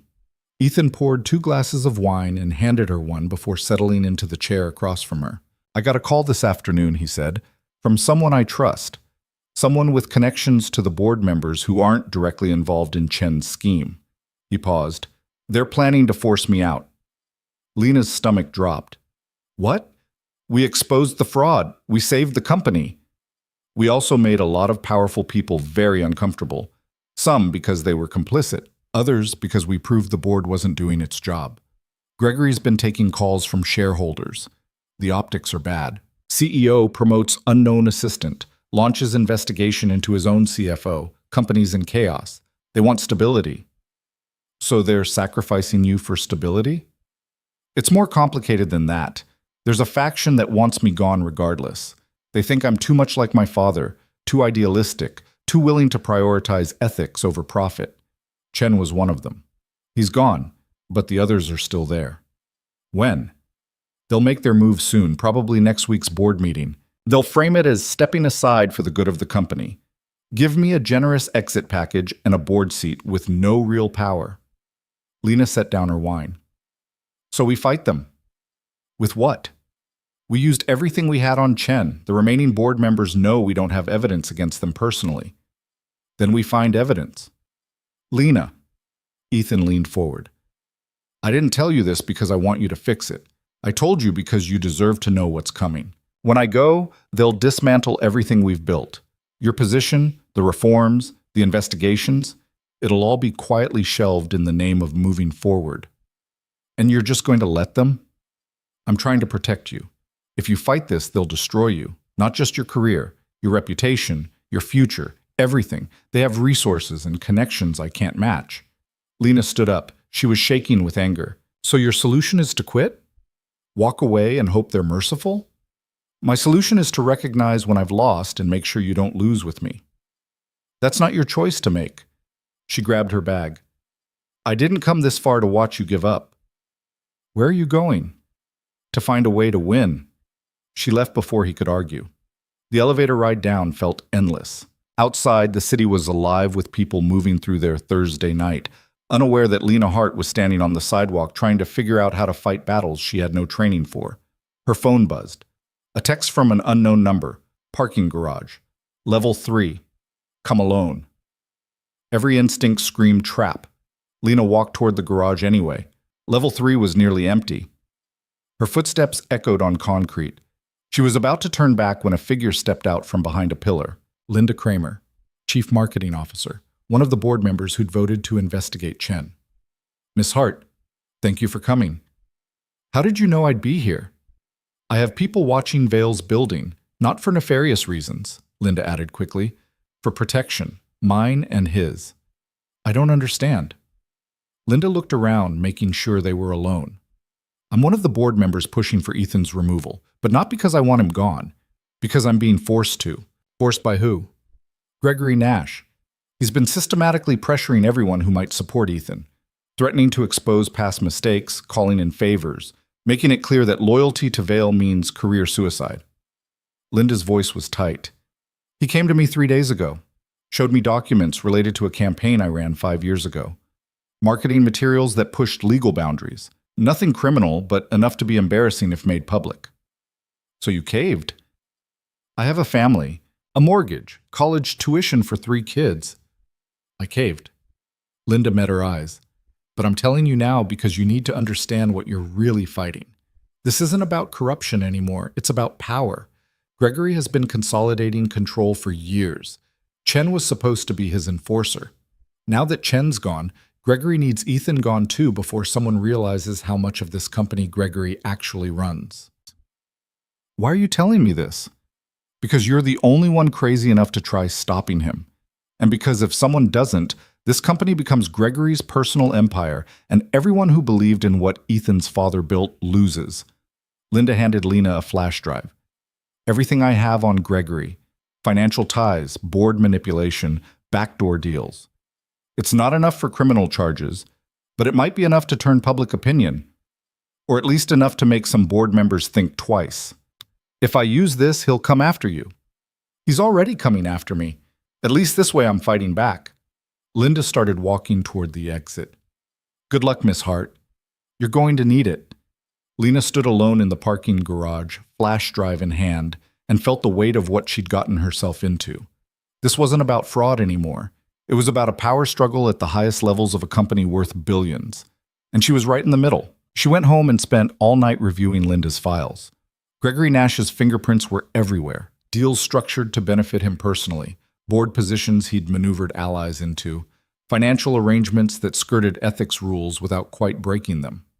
He'd been building his own empire inside Ethan's father's company for decades. At 3 a.m., Lena's mother found her still working at the kitchen table. You should sleep, her mother said. I can't, not yet. Her mother sat down across from her. Your father used to do this, stay up all night with his files, trying to find a way out of whatever Chen had him trapped in. She touched Lena's hand. He never found it. It killed him, I think. The stress, the fear, the impossible choices. I'm not Dad. No, you're stronger, but even strong people break if they carry too much. What am I supposed to do? Just give up? Let these people win? I'm saying you need to decide what you're actually fighting for. Is it justice? Revenge? Proving something to yourself? Her mother's eyes were sad and knowing. Because if you don't know why you're fighting, you won't know when to stop. Lena thought about that as dawn broke over the city. What was she fighting for? The truth? The company? Ethan? Or was she fighting because she'd spent her whole life being invisible, and this was finally her chance to matter? She didn't have an answer. Friday morning, she went to work with Linda's flash drive and a plan that was mostly hope and stubbornness. She needed to present this evidence to someone who could use it. Someone with authority and motivation to take on Gregory Nash. The problem was she didn't know who that someone was. She was still working through options when her office door burst open. 2 people she'd never seen before walked in. A man and woman in dark suits with badges clipped to their belts. Lena Hart? The woman said. Yes? I'm Agent Sarah Chen, FBI. This is Agent Mike Torres. We need to ask you some questions about Robert Chen and the Meridian merger fraud. Lena's mouth went dry. Should I have a lawyer? You're not under investigation. We just want information. Agent Chen sat down without being invited. You were instrumental in exposing the fraud. We'd like to understand how you discovered it. They spent 2 hours going over everything. Lena walked them through the journal, the initial suspicions, the investigation, the board meeting. She showed them documents, explained connections, laid out the entire scheme. Agent Torres took notes. This is good work. Better than good. How did you know where to look? My father taught me to see patterns, and I had access to documents most people ignore. Your father, Agent Chen said, pulling out a file. Michael Hart. He was under investigation 15 years ago for financial irregularities. Investigation was dropped after his death. Lena's chest tightened. I know. Did you know he was working with Robert Chen at the time? That Chen was the one who reported him to authorities. The room tilted. What? Agent Chen slid documents across the desk. Investigation reports. Interview transcripts. And there it was. Robert Chen's statement to federal investigators accusing Michael Hart of helping clients evade taxes through illegal offshore accounts. Your father was working for Chen, Agent Chen continued. When he refused to participate in a scheme Chen was running, Chen turned him in for earlier work they'd done together. Classic manipulation. Make someone complicit, then use that compliance as leverage. Lena couldn't breathe. Chen killed my father. Not directly, but the stress of the investigation, the knowledge that he was facing criminal charges that likely contributed to his heart attack. Agent Torres's voice was gentler. We think Chen's been using this playbook for decades. Find talented people, compromise them, control them. When they become liabilities, destroy them. Why are you telling me this? Because we think Gregory Nash is using the same playbook, and we think you're his next target. Agent Chen pulled out more documents. Photos of Lena leaving Ethan's apartment, transcripts of her emails, records of her financial transactions, every penny accounted for. Someone's building a file on you, Agent Chen said. Character assassination material. They're looking for anything they can twist. Your relationship with Ethan Vale, your rapid promotion, your access to confidential documents. They're preparing to destroy your credibility before you can threaten them further. Gregory, Lena said, that's our suspicion, but we can't prove it yet, which is why we need your help. Agent Torres leaned forward. Keep doing what you're doing. Gather evidence, build the case. But now you're doing it knowing we're backing you up. You want me to wear a wire? Nothing that dramatic. Just document everything. If Nash or his people approach you, record it. Legal in this state as long as one party consents. That's you. After they left, Lana sat in her office and tried to process everything. Chen had destroyed her father. Gregory was trying to destroy her. And the FBI was asking her to be their inside source in a case that could take down some of the most powerful people in the financial world. She called Ethan. We need to talk. Now. They met in a conference room neither of them had used before. Lena told him everything. Linda's information, the FBI visit, the files being built against her. This is bigger than we thought, Ethan said when she finished.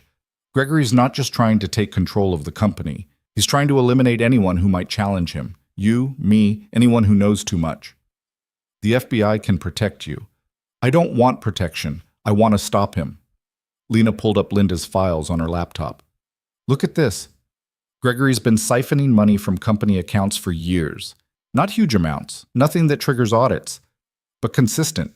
He's stolen maybe 20 million over the last decade. Ethan studied the documents. This is enough to force him out. If we present this to the board is terrified of him. Half of them owe him favors. The other half are too scared to act. Lena closed the laptop. We need to go public. Take this to the press, the shareholders, anyone who'll listen. That'll destroy the company's reputation. The company's reputation is already destroyed. We're just deciding whether to control the narrative or let Gregory write it. Ethan stood and walked to the window. Outside, the city moved through another Friday afternoon, people heading home early, starting weekends, living normal lives. If we do this, he said slowly, there's no going back. Gregory will come after both of us with everything he has.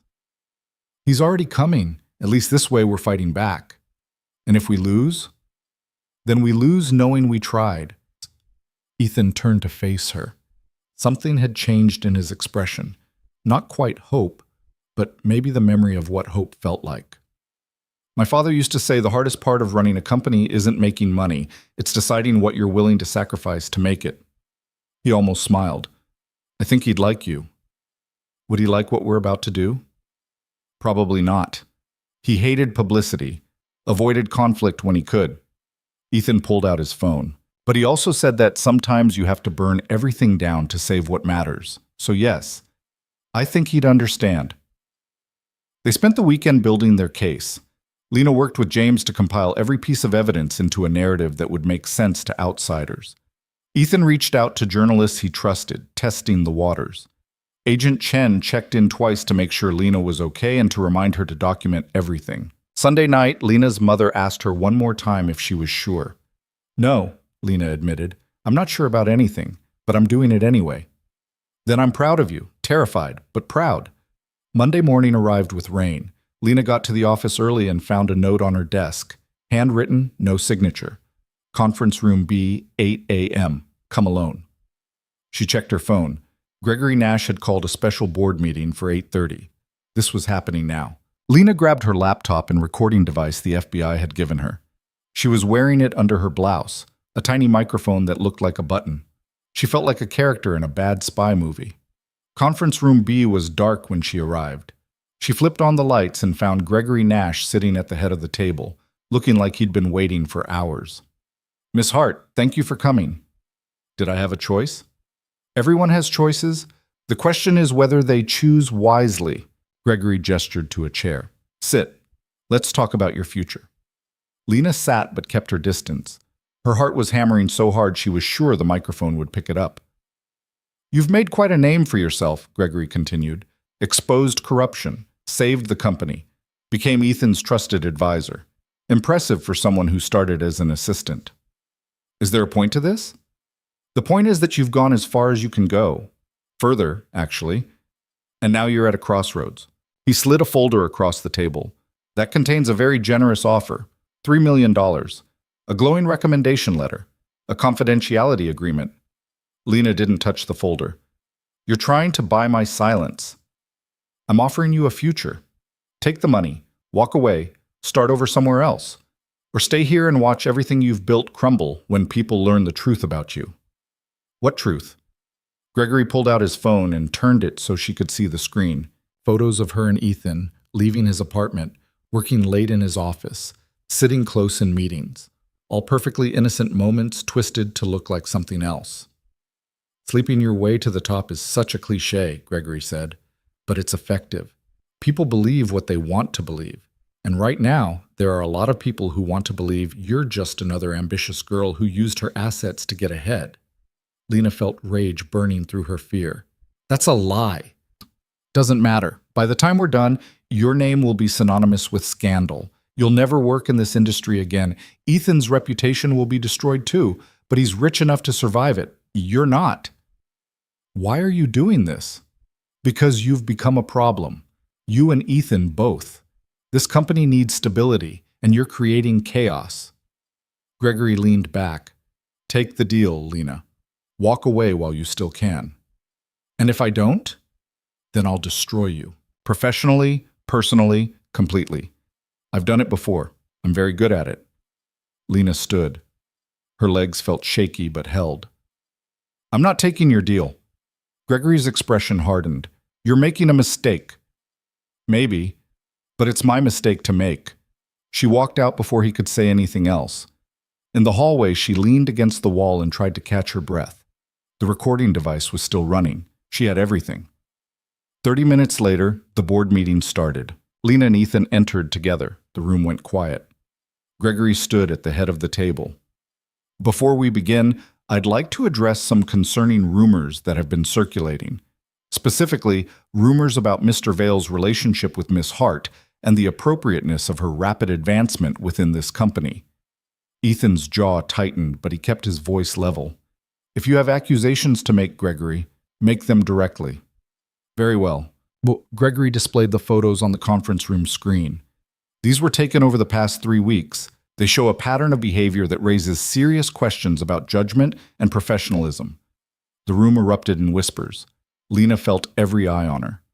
"Those photos don't show anything inappropriate," Ethan said. "They show favoritism, special treatment. A CEO, spending unusual amounts of time alone with a subordinate who has no qualifications for her current position." Gregory turned to the board. "I move that we launch a formal investigation into potential ethics violations." "I second," one of Gregory's allies said immediately. Lena stood. Her voice didn't shake. "Before you vote, there's something you should hear." She pulled out her phone and played the recording.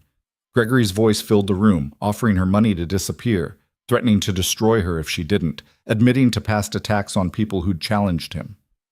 The room went silent. Gregory's face turned red. "That recording was made without my consent. Single-party consent state," Agent Chen said from the doorway. She walked in with Agent Torres, both showing badges, which makes it perfectly legal and very interesting from an obstruction of justice perspective. "What is this?" Gregory demanded.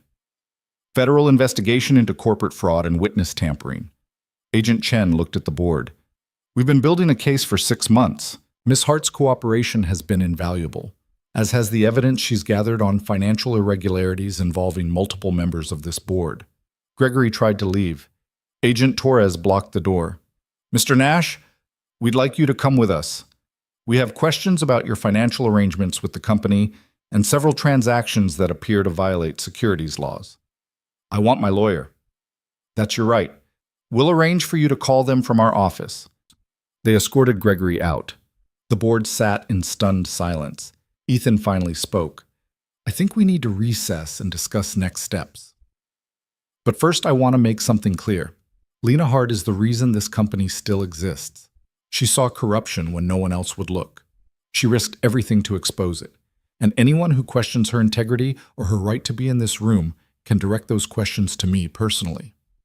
The meeting dissolved. Board members left in small groups, whispering furiously. Lena sat alone at the table until Ethan came back. "You recorded him," Ethan said. "The FBI gave me the device. I wore it this morning thinking maybe he'd slip up. I didn't expect him to hand me everything. You could have been hurt if he'd found the wire. But he didn't, and now he's done." Lena looked at Ethan. "We won." "Did we? Gregory's gone, Chen's gone. But look at what's left. A company in chaos. A board that doesn't trust anyone. Employees scared for their jobs. So we rebuild. That's what you said. Clean house and start over." Ethan sat down beside her. "I'm tired, Lena. Tired of fighting, tired of wondering who's lying, tired of choosing between bad options and worse ones.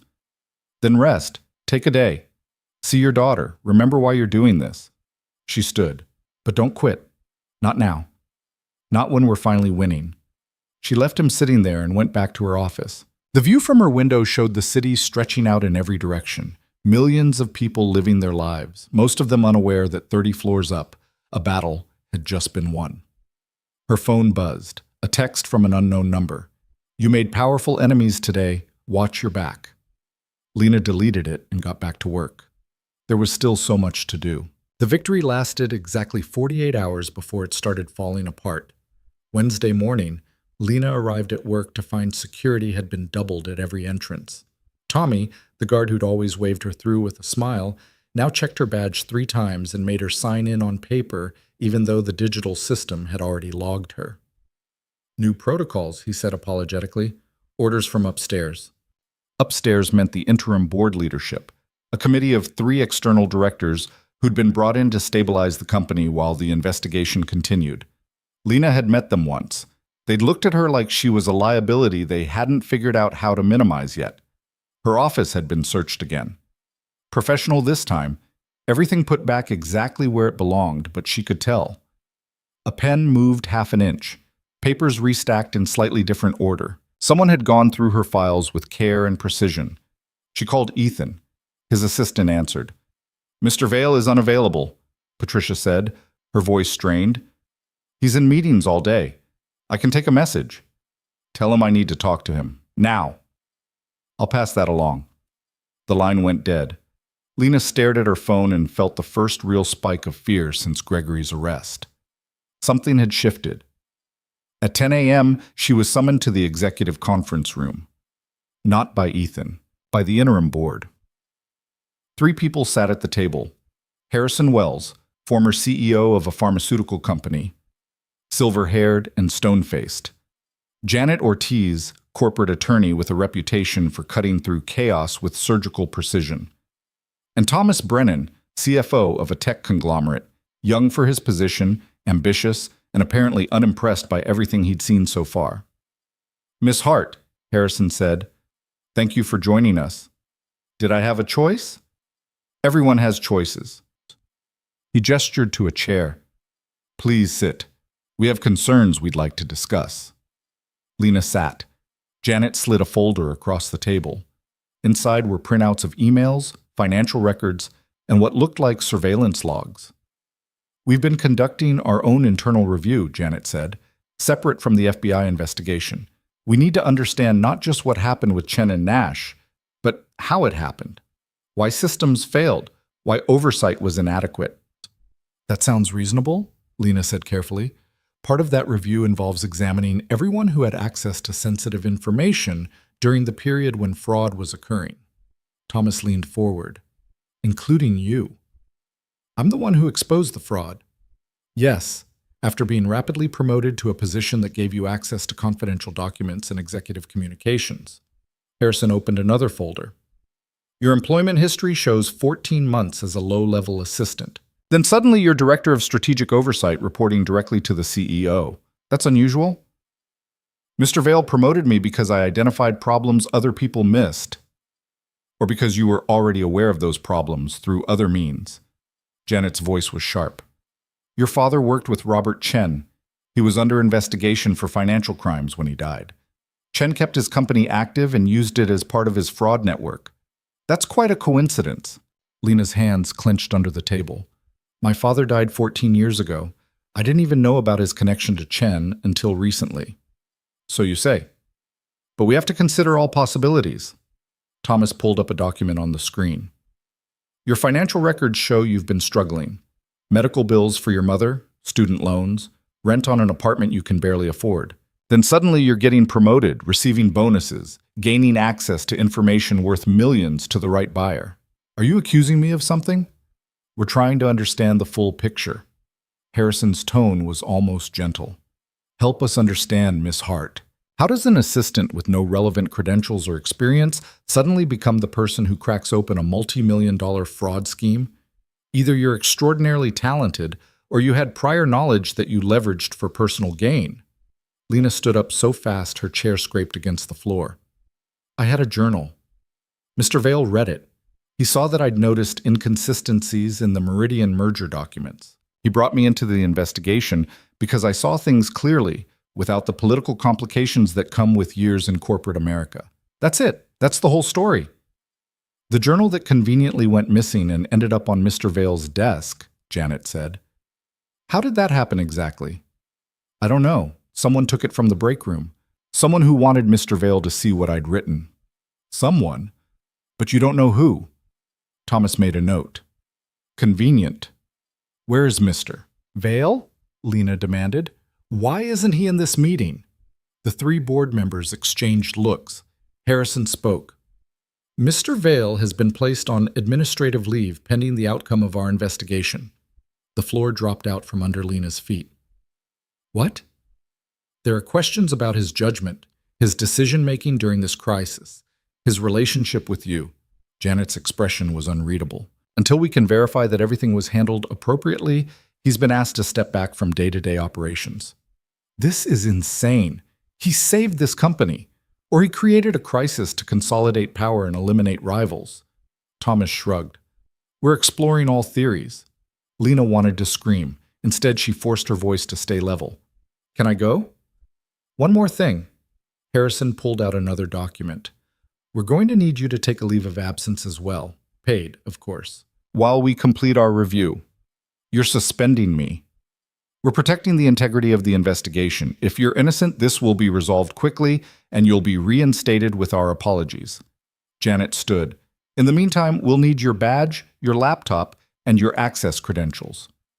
And if I refuse, then we'll terminate your employment immediately and make our suspicions public. Harrison's voice hardened. We're trying to be fair here, Miss Hart. Don't make this more difficult than it needs to be. Lena handed over her badge and laptop with hands that wanted to shake but didn't. She walked out of that conference room with her head up and her spine straight, and she didn't let herself fall apart until she was in the stairwell 3 floors down, sitting on cold concrete steps with her face in her hands. They were erasing her. Systematically, professionally, completely. Everything she'd built, everything she'd fought for, being dismantled under the guise of due diligence and proper procedure. Her phone buzzed, a text from a number she didn't recognize. Coffee shop on Madison. 1 hour. Come alone. Margaret Fisk. Lena almost didn't go. She was tired of secret meetings and cryptic messages and feeling like a pawn in games she only half understood. But she went anyway, because what else was she going to do? Go home and watch her life collapse in real time? Margaret was already there, sitting in the back corner with 2 cups of coffee. She looked like she'd aged 5 years in 2 weeks. Thank you for coming, Margaret said as Lena sat down. They suspended me. And Ethan. I know. I'm sorry. Did you know they were going to do this? I suspected. The interim board, they're not here to find truth. They're here to contain damage and protect the company's reputation.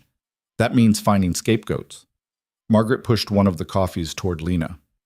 You and Ethan are convenient targets, outsider and insider who both benefited from the chaos. It's a clean narrative. It's a lie. Truth and narrative aren't the same thing. You're learning that the hard way. Margaret pulled out her phone. I'm leaving the company. Resignation effective Friday. But before I go, I wanted to give you something. She showed Lena her screen. Emails, dozens of them. Communication between the interim board members and executives at other companies. Plans for restructuring. Conversations about selling off divisions. Discussions about bringing in new leadership. They're not trying to save the company, Margaret said quietly. They're trying to position it for acquisition. Break it into pieces and sell it to the highest bidders. Gregory might be gone, but his vision is alive and well. Can you send me these? Already did. Check your personal email. Margaret finished her coffee. I can't be part of this anymore. I thought I was protecting my family by making compromises, but all I did was help build a machine that devours people. You tried to stop it. That's more than most of us can say. I failed. Not yet, you haven't. Margaret stood. The FBI is still investigating. Agent Chen called me yesterday. They're building a RICO case. Racketeering, conspiracy, wire fraud. It's going to take months, but they're not giving up. Neither should you. After Margaret left, Lena sat alone in the coffee shop and read through the emails on her phone. Margaret was right. The interim board was systematically dismantling everything Ethan's father had built. In 6 months, the company would be unrecognizable. In a year, it might not exist at all. She called Agent Chen. Miss Hart, I was just about to call you. They suspended me. Put Ethan on leave. They're trying to bury everything. I know. We've been monitoring the situation. Agent Chen's voice was calm. This is actually good for our case. The more they try to cover up, the more evidence they create of obstruction. How is this good? They're winning. They think they're winning. There's a difference. Papers rustled on Chen's end. We've got warrants for financial records going back 10 years. We're tracking money through 3 countries and at least 15 shell companies. Gregory's been cooperating, trying to cut a deal. He's giving us names. What about Ethan and me? What about you? Are we targets? Agent Chen was quiet for a moment. Officially? You're witnesses. Unofficially? Some people in the Bureau think you knew more than you're saying, that maybe you orchestrated this whole thing to take down rivals and position yourself for a payout. Lena felt sick. That's insane. Is it? You went from assistant to director in record time. You exposed fraud that just happened to eliminate your boss's enemies. You're the one who conveniently found evidence at every critical moment. Chen paused. I don't believe that narrative, but I'm not the only one working this case. So what do I do? Keep your head down. Document everything. And trust that the truth will come out eventually. It usually does. That night, Lena sat with her mother and told her everything. The suspension, the accusations, the systematic destruction of everything she'd tried to build. Her mother listened without interrupting. When Lena finally ran out of words, her mother took her hand. Your father once told me that powerful people will always protect themselves, her mother said. They'll sacrifice anyone to maintain their positions. He was right about that. But he also said that eventually the weight of lies becomes too much to carry. Something always breaks. What if it breaks too late? What if they've already won by the time the truth comes out? Then you'll know you fought anyway. That's worth something. Lena wanted to believe that. But sitting in her tiny apartment, suspended from a job she'd fought so hard for, watching her name get dragged through speculation and insinuation, it was hard to see the value in losing with honor. Her phone rang. Ethan. Finally. Where have you been? Lena answered. Locked out of my own company. They confiscated everything. Phone, laptop, files. I'm calling from a burner. His voice was tight. Did they suspend you too? This morning, told me I'm under investigation for potential fraud and conspiracy. Jesus. I'm sorry. This is my fault. Stop. This isn't about fault. This is about them protecting themselves. Lena pulled up Margaret's emails on her laptop. I've got something you need to see. She walked him through the interim board's plans, the acquisition talks, the systematic dismantling of his father's legacy. Ethan was silent for a long time. When he spoke again, his voice was different, harder. "Where are you right now?" "Home." "Why?" "Stay there. I'm coming over." He arrived 40 minutes later wearing jeans and a jacket Lena had never seen, looking more tired than she'd ever seen him look. He sat at her kitchen table, the same table where her father had once spread out his work and taught her to see patterns, and put his head in his hands. "I've lost," he said. "They outmaneuvered me, used my own moves against me. By the time I realized what was happening, it was too late. We can still fight this." "With what?" "They've frozen my assets pending investigation. I can't access company accounts. Half my contacts won't return my calls because they don't want to be associated with scandal." He looked up at her. "I have maybe 3 months of liquid cash before I'm broke. No company, no income, no leverage. They took everything.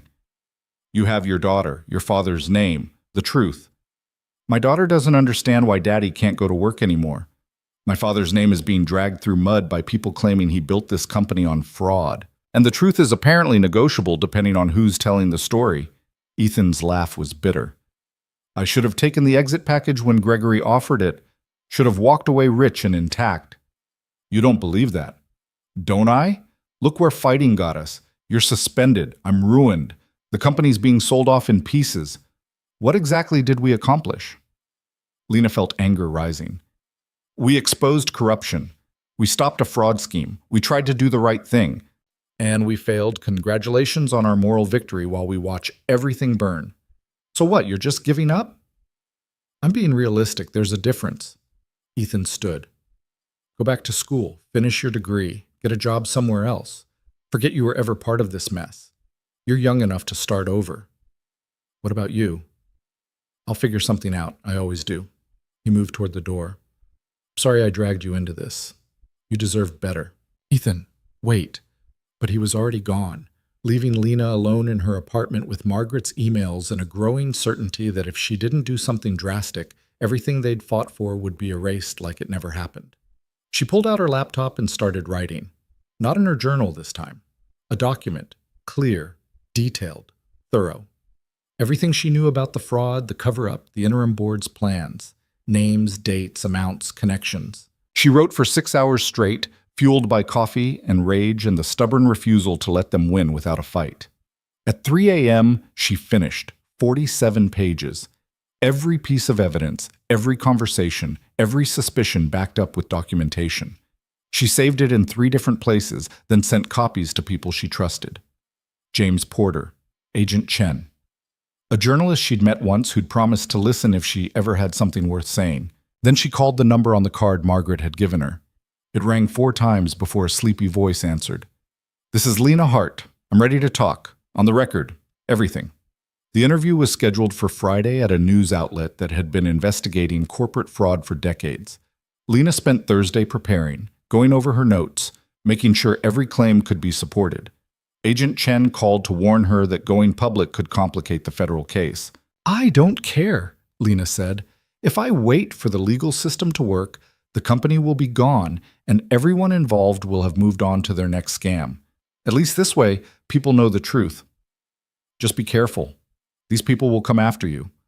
They're already coming after me. What else can they take?" The interview was conducted by Diane Martinez, an investigative reporter who'd spent 20 years exposing corporate malfeasance. She listened to Lena's story without interrupting, taking notes, occasionally asking for clarification. "This is explosive," Diane said when Lena finished. "You understand that the moment this goes public, you'll be unemployable in this industry? They'll blacklist you, destroy your reputation, make sure you never work in finance again." "I understand. And you're willing to accept that?" Lena thought about her father, about the choices he'd faced, about dying with secrets that had eaten him alive. "I'd rather be unemployable and honest than successful and complicit." The article went live Monday morning. By noon, it had been shared 10,000 times. By evening, every major news outlet was running follow-up stories. The stock price dropped 15%. The interim board called an emergency meeting, and Lena's phone started ringing with death threats. She'd expected backlash. She hadn't expected the volume or the viciousness. People calling her a liar, a fraud, a whore who'd slept her way into a story. Her address got posted online. Someone sent photos of her apartment building with threatening messages. The police assigned a patrol car to her street. Her mother was terrified. Maybe you should leave town for a while. Stay with your aunt in Boston. I'm not running. This isn't bravery, it's stubbornness. There's a difference. Maybe, but I'm not hiding while they try to bury the truth. Wednesday morning, Lena got a call from an unknown number. She almost didn't answer, but something made her pick up. Miss Hart?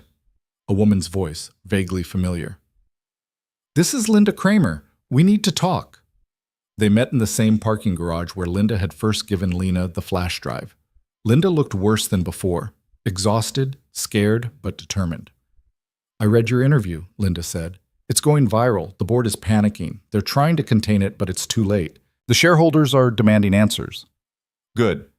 I have more information, things I didn't include in the files I gave you before. Linda handed over another flash drive. Audio recordings. Board meetings from the last 6 months. I've been recording everything since Gregory was arrested, just in case. Why are you giving this to me? Because you're the only one still fighting. Ethan's disappeared, Margaret quit. Everyone else is trying to save themselves. Linda met her eyes. I have cancer, stage 3. Probably won't see next year. I don't care about my career anymore or my reputation. I care about leaving my kids something to be proud of. This is it. This is my chance to do something that matters.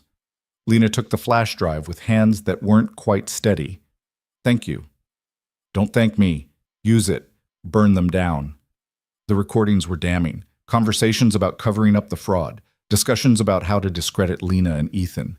Plans to quietly settle with the FBI while maintaining public innocence. Harrison Wells' voice. We sacrificed 2 people to save the institution. That's the play. Make Hart unveil the villains, restructure quietly, move on. Lena sent the recordings to Agent Chen, to Diane Martinez, to every journalist who'd contacted her asking for more information.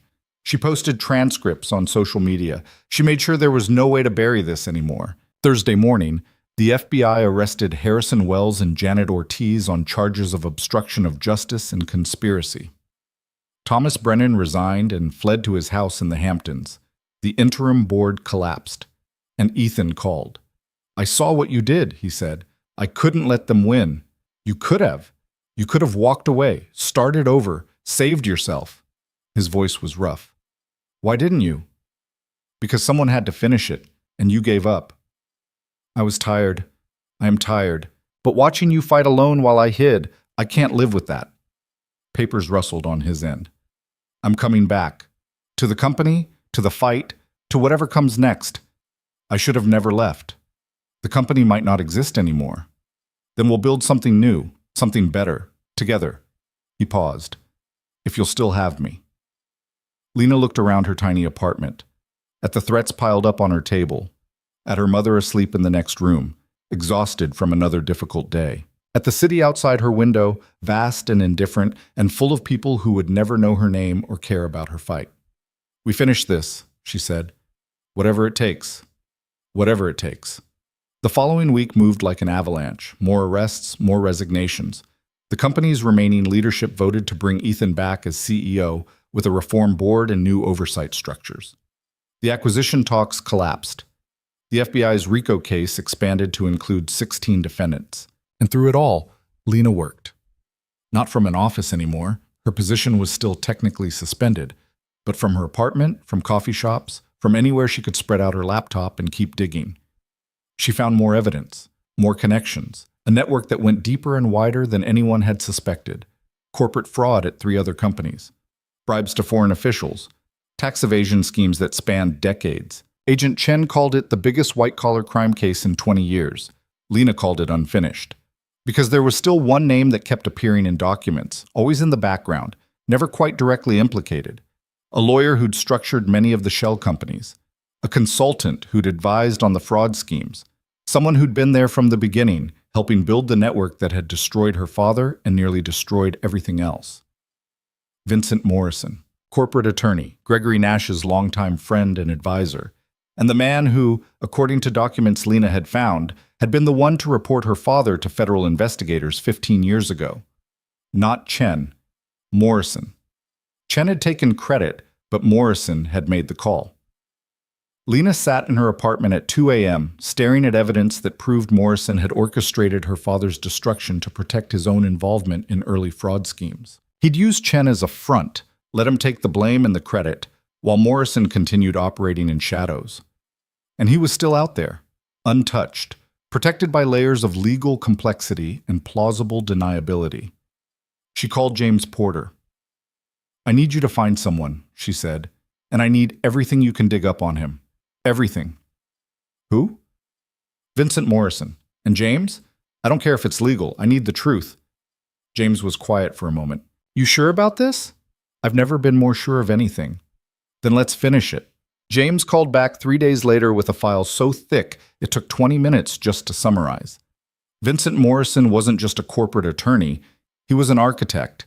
For 30 years, he'd been building legal structures that allowed wealthy people to hide money, avoid taxes, and commit fraud with just enough distance to claim ignorance when things went wrong. "He's untouchable," James said over coffee in a diner far from anywhere either of them usually went. "Or at least he thinks he is. Offshore accounts in 12 countries. Clients who'd go to prison before they'd testify against him. A legal team that makes the mafia's lawyers look like public defenders." "There has to be something," Lena said. "There is, but it's messy." James slid a folder across the table. "Morrison kept records. Not because he had to, but because he's arrogant. He documented every scheme, every structure, every client, called it insurance. If anyone ever came after him, he could threaten to expose everyone."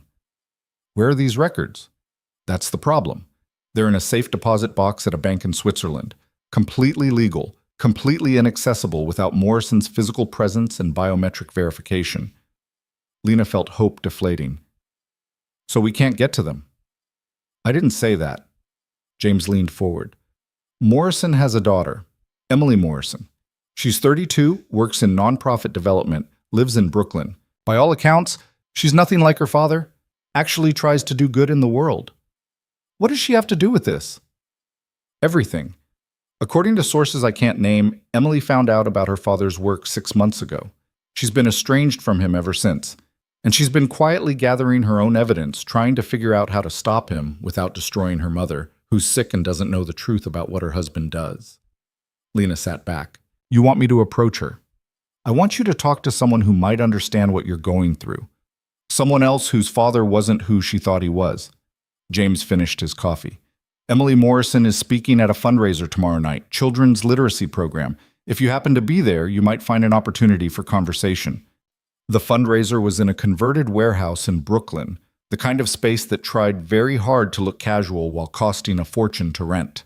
Lena wore one of the blazers from her shopping trip months ago, the one that still felt like a costume, and moved through the crowd trying to look like she belonged. Emily Morrison was easy to spot. She had her father's height, but none of his predatory sharpness. She spoke to donors with genuine warmth, talked about literacy rates in underserved communities with actual passion, and looked exhausted in the way people do when they care too much about problems too big to fix alone. Lena waited until Emily stepped outside for air, then followed. "Emily Morrison?" Lena said. Emily turned, wary. "Do I know you?" "No, but I know your father, or at least I know what he's done." Emily's expression closed down. "I don't know what you're talking about. My name is Lena Hart. My father was Michael Hart. Your father destroyed him 15 years ago to protect a fraud scheme. I'm trying to stop him from destroying anyone else." Emily stared at her for a long moment. "You're the one from the news, the whistleblower." "That's one word for it. Come with me." They walked 3 blocks to a coffee shop that was still open despite the late hour. Emily ordered tea with shaking hands and sat across from Lena in a corner booth. "I found out 6 months ago," Emily said without preamble. "I was helping my mother organize his home office while he was traveling. Found documents, letters, evidence of things I couldn't believe. I confronted him. He didn't even deny it, just said I was naive if I thought successful people didn't bend rules." "I'm sorry." "Are you? Because you're here asking me to help you destroy him. That's not sorry. That's strategic. Lena didn't flinch. You're right. I need your help. But I also think you want to stop him. Otherwise, you wouldn't have been gathering evidence. Emily's eyes filled with tears she didn't let fall. He's my father. My mother loves him. My whole childhood. He was the person who taught me right from wrong. How do I reconcile that with what I know now? You don't. You just decide what matters more, the person you thought he was or the person he actually is. That's easy for you to say. Your father's dead. You can remember him however you want. My father died knowing he'd compromised everything he believed in because your father and people like him gave him no choice. I'd rather have the truth than a comfortable lie. Lena pulled out her phone, showed Emily the evidence she'd compiled. Your father orchestrated fraud schemes that stole from pension funds. Thousands of people lost their retirement because of structures he built. He helped corrupt executives hide assets while employees got laid off. He destroyed my father to cover his tracks. And he's still out there, still doing it, still untouchable. Emily read through the documents, her face getting paler. Where did you get all this? Investigators, FBI, some of it from your father's own clients who are cooperating to reduce their sentences. Lena leaned forward. I know about the safe deposit box in Switzerland. I know you have access because your father added you as an authorized user when you were 21, before you knew what he was. I can't just steal his records. You wouldn't be stealing. You'd be providing evidence of ongoing criminal activity to federal authorities. That's not theft. That's justice. It's also betraying my father. He betrayed you first. He betrayed everyone who trusted him. Lena's voice softened. I'm not asking you to do this for me. I'm asking you to do it for all the people he's hurt, for the people he'll hurt next if someone doesn't stop him. Emily wiped her eyes. My mother has Alzheimer's. Early stages, but progressing. She doesn't understand why I don't visit anymore. I can't tell her the truth because it would destroy her. And if I do this, if I help you, my father will know it was me. He'll cut me off completely. I'll lose both parents. I know, and I know that's not fair. Nothing about this is fair. Lena pulled out a card Agent Chen had given her. But this is the number of the FBI agent handling the case. If you decide you can help, call her. If you can't, I understand. Either way, I'm sorry you have to carry this. Lena left the card on the table and walked out before Emily could respond. She'd done what she could. The rest was up to someone else fighting their own impossible battle. 2 days passed. Lena heard nothing. She tried to focus on other things, helping Ethan prepare for his official return as CEO, working with the reformed board on new ethics policies, testifying in depositions for the ongoing federal cases. But her mind kept returning to Emily Morrison and the question of whether anyone would choose truth over family. Then Agent Chen called. We need to meet, now. They met at the FBI field office, in a conference room that smelled like burnt coffee and old stress. Agent Chen had dark circles under her eyes, and the manic energy of someone running on deadline pressure and stubborn determination. Emily Morrison contacted me, Chen said without preamble. She's willing to provide access to her father's records, but she has conditions. What conditions? Immunity for her mother. If the records show her mother knew anything, Emily wants guaranteed protection from prosecution. Chen pulled up a document on her laptop. Also, she wants witness protection for herself and her mother. New identities, relocation, the full program. Can you give her that? If the records are as good as she claims, yes. But here's the catch. She won't hand them over until she has the agreement in writing, and she wants you there when she does it. Why me? Because she trusts you. Or at least, she trusts that you understand what she's sacrificing. Chen closed her laptop. We're flying to Zurich tomorrow, you, me, and Emily Morrison. We retrieve the records, verify their contents, and if they're legitimate, we execute the immunity agreement and bring Emily and her mother into protection. What about Vincent Morrison? The moment we have verified evidence, we arrest him. Multiple jurisdictions, multiple charges. He'll spend the rest of his life in prison. Chen met Lena's eyes. This is it. The final piece. After this, it's over. The flight to Zurich was quiet. Emily sat by the window, staring out at clouds, barely speaking. Lena gave her space. Some battles had to be fought alone, even when you were surrounded by people. The bank was old European money, marble floors, hushed voices, security that looked polite but deadly serious.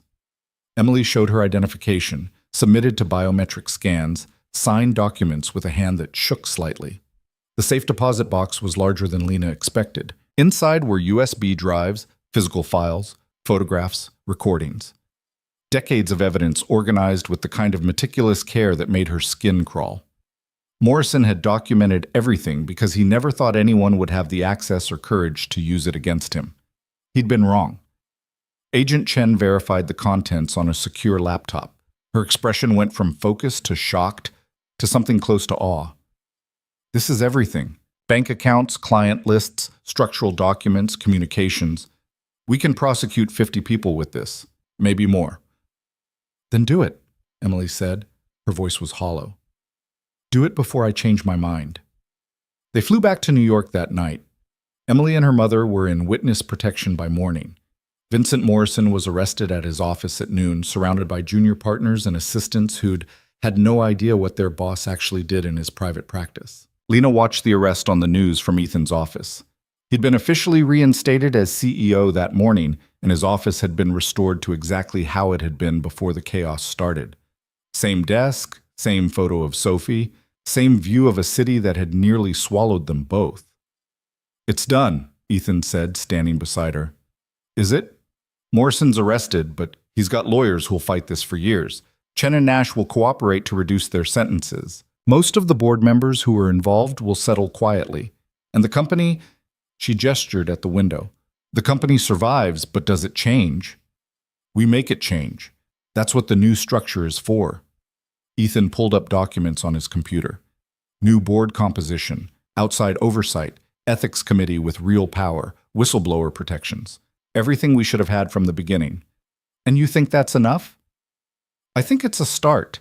I think my father would have wanted us to try. He looked at her. And I think we need someone to run it. Someone who understands what happens when systems fail. Someone who's proven they'll fight for what's right, even when it costs them everything. Lena knew where this was going. Ethan, Chief Ethics Officer, new position, board oversight, investigative authority, direct reporting line to both the CEO and the external board. You'd have power to shut down anything that doesn't pass scrutiny. I don't have the credentials. You have something better. You have the credibility of someone who risked everything to do the right thing. You have instincts that found fraud our entire executive team missed. And you have my trust. That's worth more than any MBA. Lena thought about it. About her tiny apartment and her mother's medical bills and the student loans she was still paying. About the threats she still received in the job market that had blacklisted her name. About starting over somewhere else. Building a different life. Trying to forget this ever happened. But she also thought about her father. About dying with secrets. About all the people who'd been hurt by the fraud and all the people who might be hurt by the next scheme if someone wasn't watching. Okay, she said. But I want full investigative authority. Any department, any executive, any deal. If I see something wrong, I can stop it. Done. And I want protection for whistleblowers. Real protection. Anyone who comes forward with concerns gets the same support I got, or should have gotten. Already in the new policies. And I want a salary that means I can take care of my mother without choosing between medical bills and groceries. Ethan actually smiled. I think we can manage that. They shook hands, and Lena felt something shift. Not victory, exactly. The cost had been too high for victory. But maybe resolution. Maybe the sense that she'd finished something her father had started without knowing it. The official announcement came the following week. The press coverage was mixed. Some outlets celebrated the company's commitment to reform. Others questioned whether promoting a whistleblower was genuine change or just good PR. Lena didn't care. She had work to do. Her first act as chief ethics officer was to establish a confidential reporting system. Her second was to audit every major deal from the past 5 years. Her third was to fire 3 executives who'd been quietly involved in Chen's schemes, but had managed to avoid prosecution by cooperating early. The company didn't like it. Change never came easy. But they learned quickly that Lena Hart wasn't the invisible assistant anymore. She was someone who asked uncomfortable questions and didn't accept comfortable lies. 3 months after taking the position, Lena was working late when her mother called. "Turn on the news," her mother said. Lena pulled up a news stream on her computer. The headline made her breath catch. Federal prosecutors announce guilty verdicts in landmark corporate fraud case. She read the article 3 times. Gregory Nash, guilty on 14 counts. Robert Chen, guilty on 11 counts. Vincent Morrison, guilty on 23 counts, including racketeering, conspiracy, and fraud. Combined sentences totaling over 100 years. Her phone rang. Agent Chen. I wanted you to hear it from me first, Chen said. We got them, all of them. The jury deliberated for 6 days but came back unanimous on almost everything. What about the others? The executives who cooperated. Reduce sentences. Some will serve time, some won't, but they're all out of the industry, banned from holding corporate positions. Their careers are over. And the money? The pensions? Restitution orders for victims. It'll take years to sort out, but people will get some of what they lost. Not all of it. Never all of it. But something. After the call ended, Lena sat in her office and cried. Not from happiness exactly. The victory was too complicated for happiness. Too many people had been hurt. Too much had been lost. Her father was still dead. Thousands of people had still lost their retirement savings. The damage couldn't be undone, but at least it had been acknowledged. At least someone had been held accountable. At least the pattern had been broken, even if just for a moment. She called her mother. Did you see? Lena asked. I saw. Your father would be so proud. I'm not sure about that. I think he'd be sad it came to this. Maybe, but he'd also be proud you finished what he couldn't. That counts for something. That night, Lena went home to her apartment. Still small, still cramped, but paid for now by a salary that meant she didn't have to choose between food and heat. Her mother was asleep, breathing easier thanks to new medications they could finally afford. Lena pulled out her father's old journal, the leather one that had started all of this. She hadn't written in it since everything began. Now she opened to a blank page and wrote, "It's over," or at least this part is over. The verdicts came in today. Guilty across the board. I thought I'd feel victorious. Instead, I just feel tired. But maybe that's okay. Maybe the point isn't to feel good about winning. Maybe it's just to know you fought for something that mattered, even when the cost was high. I think you'd understand that, Dad. I hope you would. She closed the journal and put it on the shelf next to the box of her father's old files that her mother had saved. 2 pieces of the same story, separated by 15 years and a lifetime of choices. Her phone buzzed. Ethan. Dinner tomorrow? Sophie wants to meet the person I keep talking about. Lena smiled and typed back, I'd like that. The next evening, she met them at a restaurant that was nice without being pretentious. Sophie was exactly as Ethan had described. Dark curls, gap-toothed smile, and an absolute confidence that the world existed to answer her questions. You're the one who helped my dad save his company, Sophie announced before Lena had even sat down. I helped, but your dad did most of the work. That's not what he says. He says you're the bravest person he knows. Lena glanced at Ethan, who had the grace to look slightly embarrassed. Your dad exaggerates. Nah. Dad doesn't exaggerate. He says exaggerating is lying, and lying is for people who don't trust the truth. Smart dad, Lena said. Dinner was chaotic in the best way. Sophie talked about dinosaurs and her best friend's birthday party, and how she decided to be a paleontologist when she grew up, or maybe a chef, or possibly both. Ethan mostly let her talk, interjecting only when she needed help cutting her food, or when she asked him direct questions about work. Do you like working with my dad? Sophie asked Lena at one point. I do. He's a good boss. Are you guys going to get married? Ethan choked on his water. Lena felt her face go hot. Sophie, that's... What? Emily's parents worked together and they got married. So did David's parents. It's not weird. It's also not automatic, Ethan managed.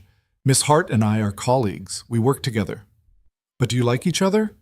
Lena and Ethan exchanged looks. After everything they'd been through together, this felt like the most dangerous conversation yet. Yes, Lena said carefully.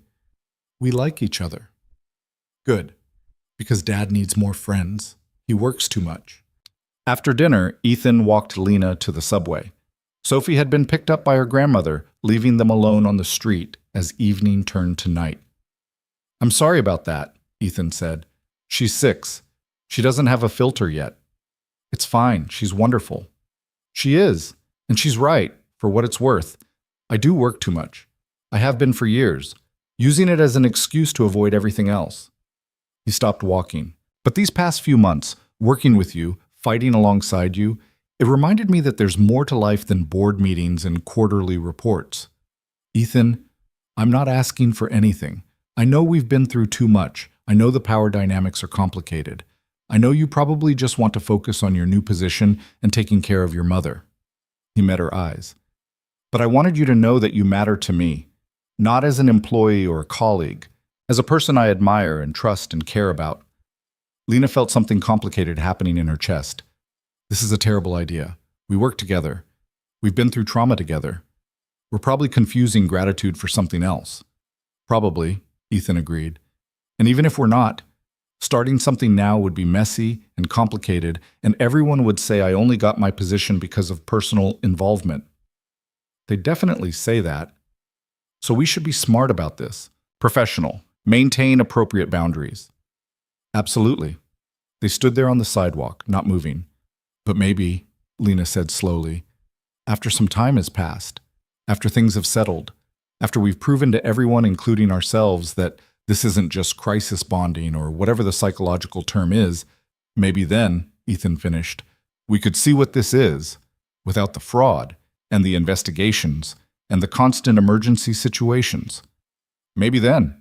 I can wait, Ethan said. I'm good at waiting. Lena smiled. So am I. Had to wait 14 months just to be seen as something other than invisible. You were never invisible. I was just too stupid to notice. She reached the subway entrance. Good night, Ethan. Good night, Lena. She descended into the station, and as the train carried her home through tunnels under the city, she thought about futures and possibilities and all the things that might happen now that the fighting was finally done. 6 months later, the company held its annual shareholder meeting. Lena stood on stage beside Ethan and the reformed board, presenting the new ethics framework and reporting on the progress they'd made. Transparency initiatives, whistleblower protections, independent audits, restitution to victims of the fraud. The shareholders applauded, some because they genuinely supported the changes, others because the stock price had recovered and they'd stopped caring how it happened. After the meeting, Lena found a quiet moment in her office. She pulled out her journal, the digital one now, safer, and wrote, "A year ago, I was invisible. An assistant nobody noticed, living paycheck to paycheck, carrying secrets I didn't know how to share. Now I'm standing on stages talking about ethics reform to people who used to look through me like I didn't exist. I'm not sure what the moral of this story is, that persistence pays off, that the truth always wins. Both feel too simple for how complicated everything actually was. Maybe the moral is just that sometimes you have to fight for what's right, even when you know it'll cost you everything. And sometimes, if you're lucky, you find people willing to fight alongside you. And sometimes, even more rarely, you actually win. Not cleanly, not perfectly, but enough. Enough to matter. Enough to make a difference. Enough to sleep at night knowing you didn't look away when it mattered most." Her phone buzzed. Ethan. "Dinner? No agenda, no work talk, just dinner." She typed back, "Just dinner sounds perfect." That evening, she met him at a different restaurant. Quieter. More intimate.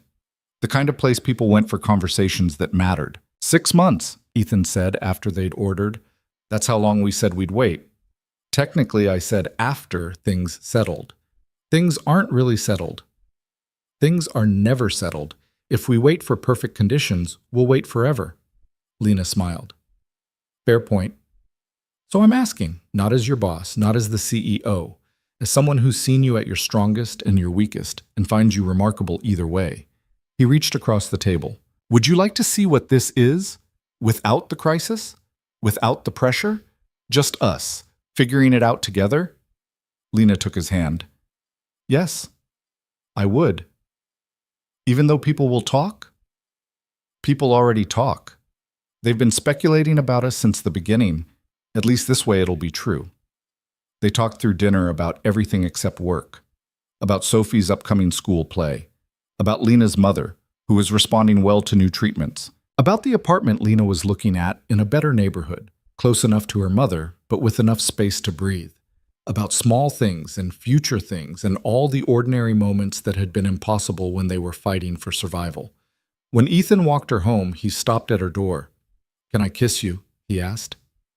"You're the CEO. You probably shouldn't be asking permission." "I'm not the CEO right now. I'm just someone who really wants to kiss you, but wants to make sure it's actually what you want." Lena reached up and pulled him down to her level. "It's what I want." The kiss was soft and careful, and nothing like the dramatic reunion kisses in movies. It was tentative and slightly awkward and absolutely perfect because it was real. Because it was them, finally, without the weight of corporate fraud and federal investigations and life-or-death decisions. When they pulled apart, Ethan was smiling. "We're going to be terrible at this, aren't we?" "Probably. We're both workaholics with trust issues and complicated pasts." Lena grinned. "But we're also both stubborn enough to make it work anyway." "That's what I'm counting on."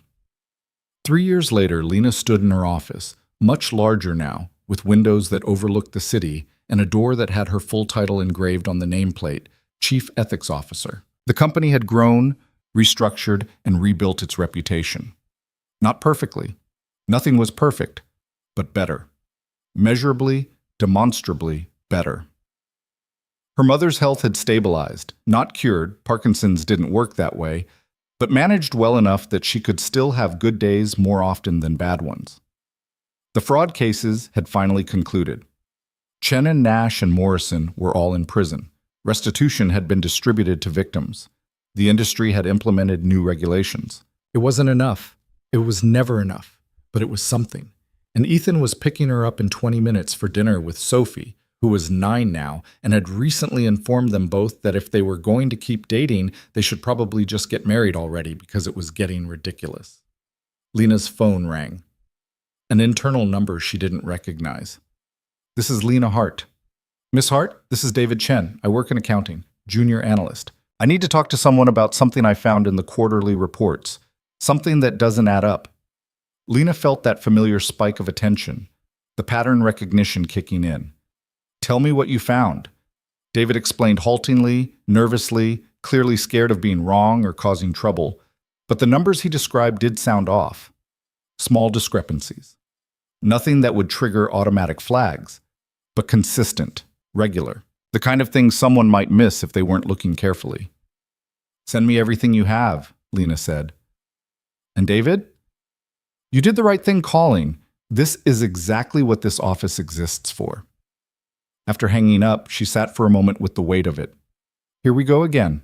Another investigation, another fight, another chance to prove that the systems they'd built actually worked. But this time was different. This time she wasn't alone. This time she had authority and resources and a company that would support her instead of fighting her. This time she had people who would listen when she said something was wrong. This time she had backup. Ethan arrived exactly on time, Sophie bouncing beside him with the energy of someone who'd had too much sugar and not enough recess. "You ready?" Ethan asked. Lena looked at her office one more time. At the framed photo on her desk, her and her father, from when she was 8, both of them laughing over some shared joke she couldn't remember anymore. At the journal on her shelf, pages full now of different stories. At the view of a city that had tried to crush her and failed. "Ready?" she said. She took Ethan's hand, let Sophie grab the other one, and walked out into the evening. Behind her, David Chen's email pinged into her inbox, waiting to be investigated. Tomorrow's problem. Tomorrow's fight. Tomorrow's chance to prove that some things actually did change. That some victories actually mattered. That sometimes the people who were supposed to be invisible could reshape entire worlds. But tonight was for dinner and laughter, and the ordinary miracle of having people who loved you and work that mattered, and a future that felt like something worth building. Tonight was for being seen. Tonight was enough.